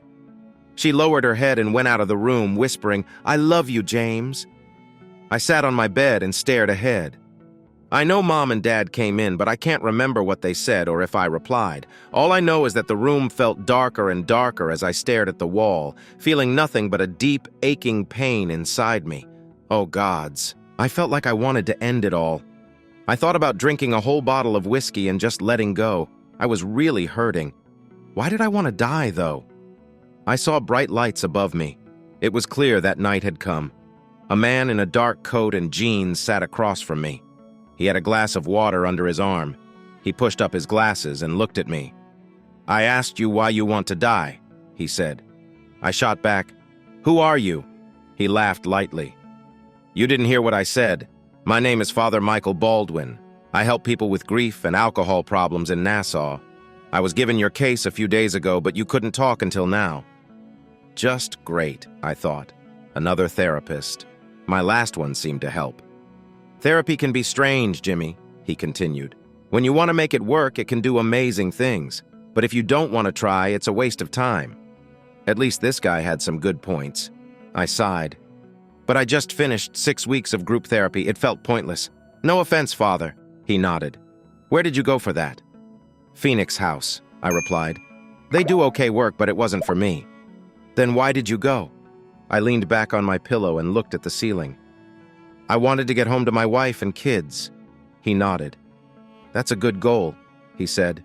He stood up and placed a hand on my chest. "But it must hurt more since it didn't work out." "Jimmy, therapy only works if it's for you. If it's not, it won't help at all."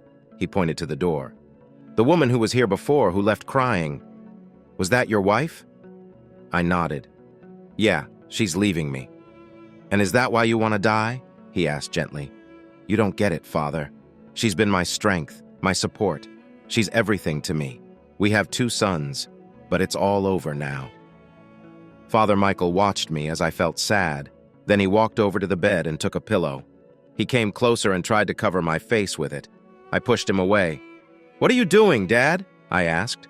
I'm giving you what you want. You're not getting anywhere like this, he said, tossing the pillow onto the floor. He looked at me angrily. Damn it, Jimmy, if you want to give up so much, why are you fighting me? What kind of priest am I being if I let you go this way? He laughed a little. Jimmy, we're going to get through this together. But then, out of nowhere, he slapped me hard on the side of my face. It hurt a lot and turned my head. I tried to hit him back, but he quickly slapped the other side of my face. That was to get your attention, he said with an icy stare. You're paying attention now, right? I nodded quietly. Good. Now listen closely. I'm here for one purpose, to help you get better. I'll do whatever it takes to show you that there is no way being dead is better. Every life is valuable, including yours. He pointed at my chest.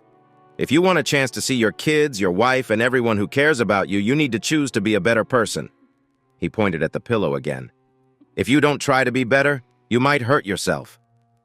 Father Michael jumped off my bed and walked to the door. We'll talk tomorrow, Jimmy. You're going to leave here and live with your parents. I have already told them about your situation and they are willing to help you. They will support you when I'm not around. I stared at him, still surprised that this intense man was a priest. You've thought a lot about this, right? He asked with a smile. No, it's your choice. He waved his hand. I'll see you tomorrow. The next day, when I was released, things felt odd. A man from the sheriff's department came over to give me a paper about my separation. It was new rules saying I could only talk on the phone by making an appointment, and I couldn't visit. Thanks, I said. There was also a restraining order against Charles Barrington, which I only learned about later.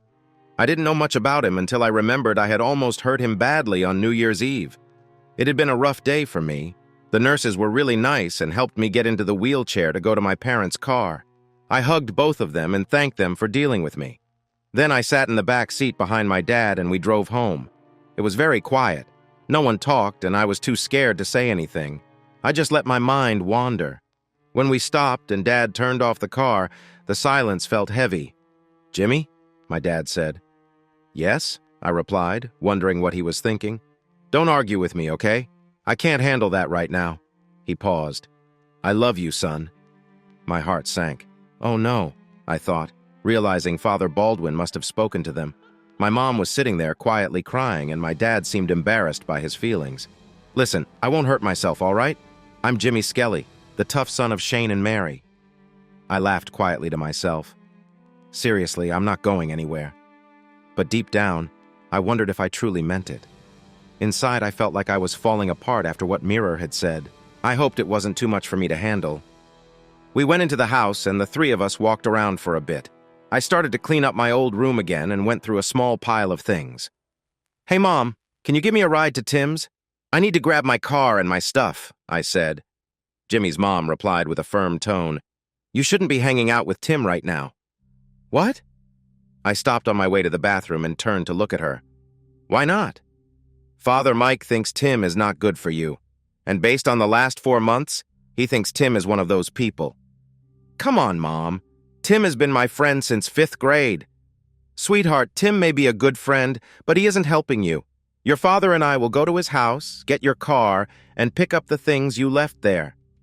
Mike should be here soon, and then we'll go so you two can start therapy. I washed my hands and stepped onto the scale in the bathroom. It read 313. What the heck? I got off quickly, shook the scale, and checked it again. I took off my jeans, tossed my shirt aside, and stepped back on. 307. Oh no, Jimmy, you're over 300 pounds. You've never weighed this much. How did this happen? I thought about it and realized I had gained about 35 pounds since Christmas. That's a lot in just 4.5 months. I grabbed my stomach in shock, feeling how much it had grown. This is bad, I thought. I'm becoming a mess. Jimmy, my mom called from another room. We're going out. We'll be right back. I heard the door close and I stepped out of the bathroom, holding my clothes in one hand. Feeling down, I wandered into the kitchen, hoping to find something to eat, but the fridge was empty. There was a knock on the door, so I went to see who it was. Michael's dad greeted me with a simple hello. He came into the kitchen, asked for a glass of water, and then invited me to sit down with him. So, Jimmy, are you ready for your first day of a new life? I shrugged, my mind wandering. Sure, I said, looking out the window. Okay, Jimmy, tell me what's wrong. You seem off. Nothing, I replied quickly. He shook his head. That's not good enough. You need to talk to me. Think of this as your last chance for a normal life. If you don't, I can walk away and you'll find a more painful way to hurt yourself. I was stuck. I didn't feel I could talk to him. Is this about your friend, Tim Malik? I nodded. Tim can be a good friend, but I don't want you to think you can go back to the old ways with him right now. Right now, Tim brings back bad memories. He leaned back and went on. From what I've heard, including talking to Tim's family, I can't understand why you lived with them. Tim uses drugs, looks up to you and you're drinking, and doesn't have a real job. His mom isn't much help either. She's away working 2 jobs all the time and doesn't care about how Tim is doing. She's not around when most kids have their parents home. Listen, Jimmy, if we can help you get healthy and happy, you can be friends with Tim again, but in a better way, not a destructive way. I nodded, feeling a shift in my mood. I wanted to do this. Okay, I'm in. Let's get to work, I said, feeling hopeful. All right, Jimmy, you're really down in the dumps because of drinking. I'm serious, he said. You're a drunk. You're a drunk now, and you'll always be an alcoholic. You better get used to it. What kind of help is this? I shouted. You need to explain it to me slowly so I can understand, and all that other stuff. I'm sorry, Father. No offense. He laughed. First, stop saying sorry for cursing. It happens. Sorry, Father, I'm a recovering Irish Catholic. I can't help it. I smiled a little. All right, but you're looking at a problem that will take time to fix. Right now, we just need to admit you are an alcoholic. He pointed at me. You see that? You smiled when I said alcoholic. That's your biggest problem. He took a breath.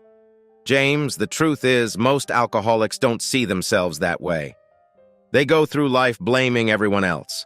They don't want to take responsibility for what they do, and they think the world owes them something. The world owes you nothing, nothing. No one gives you a drink. No one makes you drink it, and no one else is to blame for how your drinking hurts your life and the lives of others. It's all on you. Just you. I felt my anger rising as he talked. I hadn't seen my kids in months. Myra was leaving me. I could no longer talk to my oldest friend because he was a bad influence. I was too heavy. I didn't have a job and didn't even know how much money I had in the bank. I had just spent 3 days in the hospital. As far as I knew, I had no health insurance. Now he was telling me I was a drunk and that it was all my fault. Was that true? My heart screamed for an answer, but I had ignored it for so long. I had lived so long believing it was not my fault, and I thought I was in control. Me, Jimmy Skelly, strong and untouchable. I was in control. I could stop whenever I wanted. Damn it, Jimmy. How many times have you said those words over the years? How many times have you said those words recently with Myra? Hundreds, for sure. What about yourself? Thousands. But did you think you could change things? You can't fix it. You can't control it. And the more you try, the harder it gets. It hit me hard. Father Mike and I talked every day that week. Each day I faced the tough truth. My drinking was my problem. It was mine alone. I had pushed my wife away. I had pushed my parents away too. I realized I had made my life a big, messy struggle. On Friday, he invited me to St. William Abbot Catholic Church for my first AA meeting. When I asked him, I won't be forced back into Catholicism, will I? He laughed and said, No, Jimmy, some people think AA is about religion, but it's not like that. It's a way to get support. Just come, meet people, and see how it feels. Then we can meet again on Monday. Do you want me to drive? I asked. I haven't driven my little girl in a long time. I can't even remember the last time. She was dirty and needed fixing, but I couldn't make myself leave the house. I only stayed in the kitchen, living room, and bedroom. There was no way I could drive. Do you mind? He replied. Not at all. I'll be back around 6:30 to pick you up. That night, I hardly ate dinner. My nerves made me run to the bathroom too many times, driving my dad crazy. Soon, Father Mike arrived, and we drove to the church in silence. It wasn't a bad church, white with a tall steeple. A few people stood outside, smoking and chatting in small groups. I got out of the car and fixed my shirt. It felt tight around my chest. I walked to the front door. Several people nodded at us, and some greeted Father Mike by name. It shocked me a lot. But none of these people looked drunk. Really? None of them looked drunk. One woman looked like a soccer mom. Another could have been an accountant. Those two over there seemed like they played basketball. Okay, that other lady looked a bit rough. She had many tattoos and looked unusual, but still, they looked like normal people. After a while, someone came out and said there were some friends of Bill W. meeting here if anyone wanted to join. I saw most of the people walk in and start to go inside. I guessed Bill meant Alcoholics Anonymous or something. Was there a guide about this I should have read? Forget it.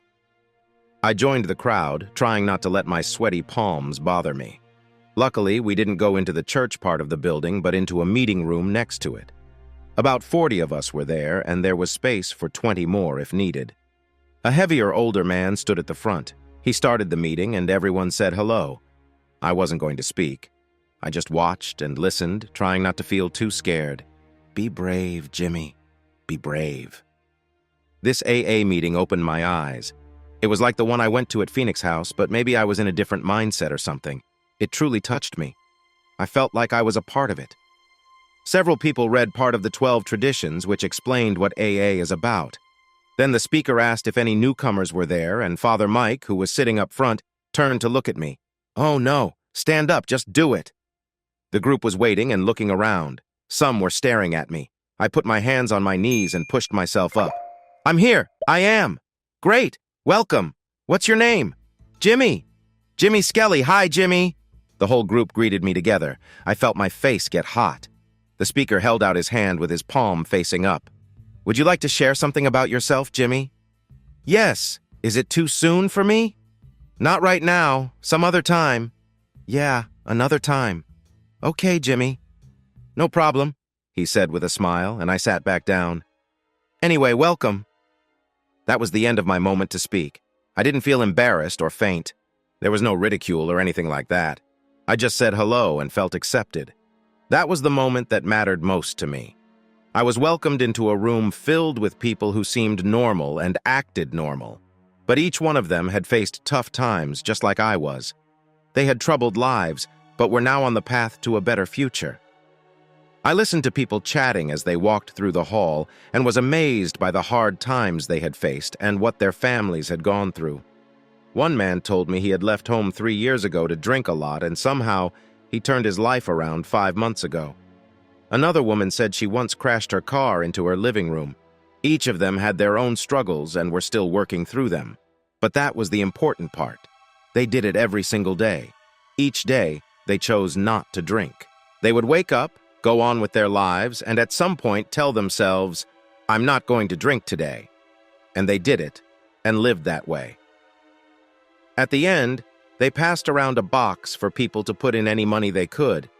I felt small because I only had 68 cents in coins. The tired blonde sitting next to me told me that any amount would help and that I should only give if I could. Father Mike kindly took me to the speaker, who thanked me for being there and gave me a white poker chip, asking if I wanted to come back. "Yes," I replied, surprised by my own answer. That was my start. Every day I talked to my mom and dad, trying to make sense of my life and find my footing in reality. Father Michael often called me when he couldn't visit. He gave me support in a way I didn't even know I needed. I went to the meetings and listened carefully. Grandpa O'Connell used to say, "Take the cotton out of your ears and put it in your mouth. Don't talk, just listen." The second week of my sobriety was tough. I started to think deeply about my life and the big mess I had made. The staff came to visit me at home to check if I was doing okay in my program. Father Mike was there, along with my mom and dad. They were my biggest supporters. They kept away a woman who often made cutting remarks about me. It felt unfair. The kids shouldn't be around negativity right now, and they thought it was best to keep my dad away from them because he hadn't shown that he could be responsible yet. I was angry. My dad surprised me when he spoke up. "Look," he said with irritation, "my wife and I don't mind meeting the boys. They come here all the time. Why are you worried about someone getting hurt when you won't let Jimmy see his sons? He hasn't seen them in 6 months. That's not good for the kids." He continued, "If you're so concerned, why not have supervision? You act like I'm a sheriff or something. It's ridiculous to think that Jimmy would drink in front of the kids. He's their father and he loves them very much, even if he's had some tough times lately. And by keeping him away, you're hurting them." The lady from CPS said she would talk to her boss and get back to us. Father Baldwin gave her his contact details and gently reminded her that he was part of the social worker's buddy system. I hoped that getting him involved would make things go faster, but he told me that children's services is really slow and messy. It might be weeks before I hear anything. On my 16th day of staying sober, I walked to my car for the first time and started to cry. My mom was next to me while I looked at my little car. It was dirty all over, with many scratches from being treated roughly. There was a dent on the driver's side door from hitting something when I was drunk. It left a 2-foot-long mark in the metal. Inside, it was a mess. There were old bottles, cans, food wrappers, cobwebs, and even ants. Who knew ants could live in a car? But there they were, crawling all over the place. The seats had cigarette burns and the radio was missing. I had no idea where it went. I checked the trunk. At first, I didn't recognize the pile of old clothes and junk. Then I realized it was my laundry basket filled with dirty clothes. I must have even thrown up back there at some point. There were at least a dozen empty whiskey bottles and probably 3 dozen beer bottles scattered everywhere. I cleared enough stuff off the driver's seat to get inside the stinky car and tried to start it. The engine roared to life after a moment, but something sounded wrong. It made a deep, harsh noise like it was struggling to breathe. I turned the engine off and sat there, shocked that this was my prized car. My mom hugged me when I got out, but she didn't say anything. She just led me back into the house, and I followed her into the kitchen. She gave me a roll of paper towels, a bottle of carpet cleaner, Windex, and an empty garbage bag. Don't think about everything all at once, Jimmy. Just do it step by step. Today, clean the front seat. Tomorrow, clean the back seat, and so on. I took the items from her and leaned over to kiss her cheek. Thanks, Mom. She wiped her eyes. Go clean up, Jimmy. Just like you do with your life. You'll be all right. As I walked out, I thought about how many times I had told myself those same words. I can handle this. I can make it work. It's not a big deal. Today, I was really going to put my words into action and get started. On day 21, I spoke up more in my meetings. I told the group that I was on step 2 and that I was grateful to AA and all the people there for helping me with my drinking problem. Some people in the group found strength in Jesus or God or whatever helped them change. But for me, the group was the most important. Religion can help some people, but it wasn't what I needed. A few days later, I got a bill from the hospital for my stay. $24,475. I let out a big laugh, one I hadn't felt in a long time. I showed it to my dad and he frowned. What the heck, Jimmy? Did you have open heart surgery or something? I shrugged and picked up a rock from the path. I held it out to him. What do you want me to do with it? He asked. It's mine, Dad. Squeeze it for me and the blood that comes out will pay them. The second week of May was another big moment for me. After about 30 days sober, AA gave me a red chip. Father Michael handed it to me at the end of the meeting. I'm very proud of you, Jimmy. It's been a tough journey for you and you have more ahead, but you're doing a great job, and I'm happy to be a part of it. I thanked him for his support. While we talked, a man in his 30s walked over to us. Hey, Jimmy, he called, reaching out his hand for a shake. Congrats on 30 days, man. Thanks, I replied. I answered him, not really sure who he was, but he looked a bit familiar. Just taking it one day at a time, you know? He laughed. Sure. He smiled and looked me right in the eye. You don't remember me, do you? He asked. Sorry, I wish I could, but I can't link your name to your face. Tom Maldives from Maldives Construction. I snapped my fingers. Oh, sorry, it's been a while. How have you been? Still shopping in Florence? Business is good. The season is picking up. Yes, I'm still shopping there. He glanced at Michael's dad. I see you're going to meetings by car. Do you still have that charger? Yes, it's not working right now, but I'm fixing it. Hope to have it running soon. Why do you ask? I'm looking for workers for my team, just regular work, $16 an hour. I remember you used to be a longshoreman. He pointed to the group coming out of the church. I know what you're dealing with. I've been sober for 5 years. I don't come here much, maybe once a month, just to stay on track. I've seen you here. It's clear you're trying hard. So, are you interested? No. I mean, yes. I took his hand and shook it firmly. Wow. When do I start? What should I do? I really need a job. Calm down, it's fine. The Monday after Mother's Day. Can you be at Home Depot on Hempstead Turnpike by 7 in the morning? If I have to grow fins and swim there, I'll make it. Great. If you're there, I'll pick you up and you can consider yourself hired. Bring your lunch and a bottle of water." He paused. "And count on the job." I smiled and shook his hand one last time. "No problem, Tom, I won't let you down." He tapped a red chip on my hand and walked away with a smile. At home, the hospital bills just kept coming, reaching more than $29,000 now. Doctors, psychologists, and other specialists were adding to the total. I got a new notice from the court about my unpaid child support, which had grown to over $2,000. That didn't even include extra fees, and child services still wouldn't let me see my sons. The social worker told Mike that they were having an important talk about my case. It felt like a joke. On Mother's Day, my dad and I took my mom out for brunch. We ate together in a calm way, glad just to be with each other. After we finished eating, I asked if they were going to visit Mira.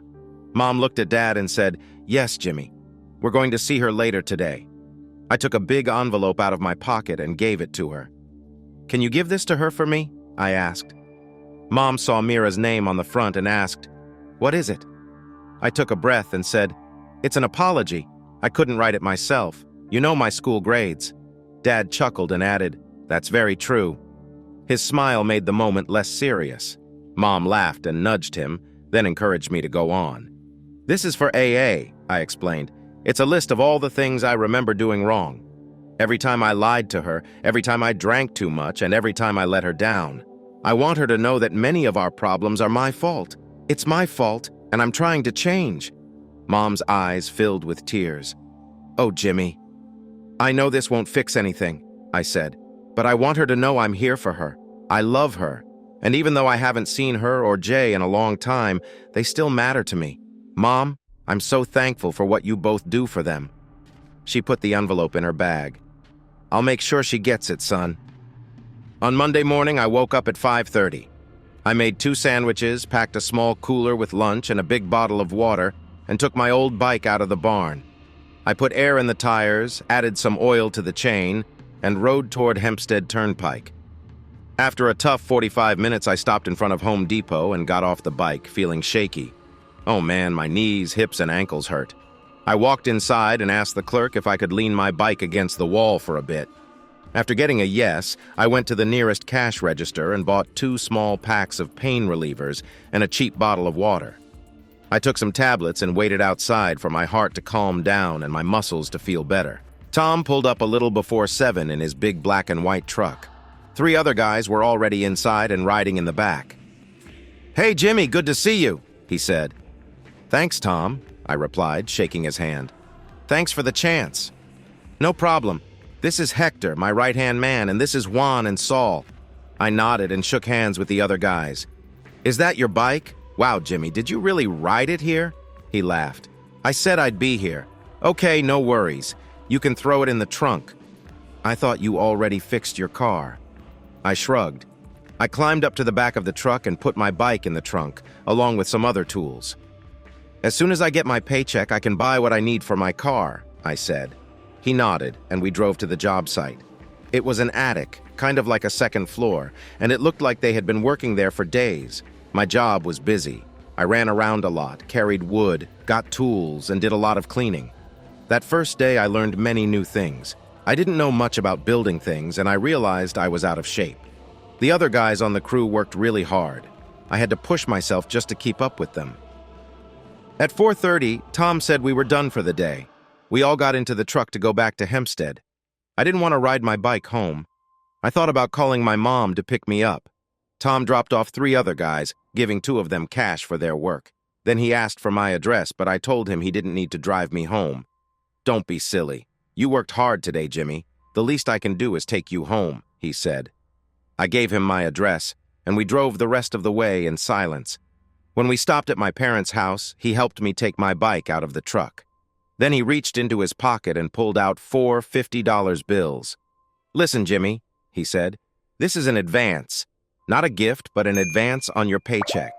Use this money to start your car and fill it with gas until Wednesday. I don't want you too tired from riding your bike to work." Tom really believed in me. "I knew you wouldn't let me down," he added. Then he started the truck. "I'll see you tomorrow, Jimmy." That night, I worked on my car until it was time for the meeting. Then I came home and did more work until it was too dark to see. Tuesday was just like Monday. My dad was outside with me, helping me put in the last spark plugs. "Okay, Jimmy," he said, cleaning his hands of grease. "Start this old thing up and try to move it out of the driveway." I smiled and put the key in the ignition. The car started and sounded much better than before. I revved the engine and it roared to life. It sounded just right to me. "Sounds good, Dad," I said. He shrugged and closed the hood. What a piece of junk. Back in my day, everyone knew how to fix a car. Now there's just so many computer parts under the hood. You can't do anything without instructions. He gave my shoulder a friendly pat. "But yeah, Jimmy, it sounds good. Feels nice, doesn't it?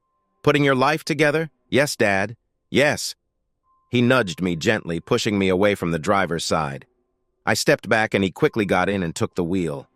"Hey," I smiled. "How's it going? You've been playing around with this for a while. Get in the passenger seat and let me take you for a drive." I walked to the other side and opened the door. The clean smell inside the car was really nice. "You can't drive it yet. I still need to renew my insurance." He pointed to the seatbelt and I clicked it in place. "Close the door, kid. Mom and I took care of that. We paid for the next 6 months. As I buckled up, he laughed a little. "You're getting better, Jimmy. Don't mess up now, okay?" "No way, Dad." I took his hand and shook it firmly. "You can trust me." "Good." He put the car in reverse and drove out of the driveway. "Now let's see what this little car can do." When we got home an hour later, Mom was in the kitchen looking at the clock. "It's already 10:36. Do you two have any idea how long you've been gone? Let me know next time you go for a walk. Where have you been?" Dad stretched, and then walked to Mom and kissed her softly.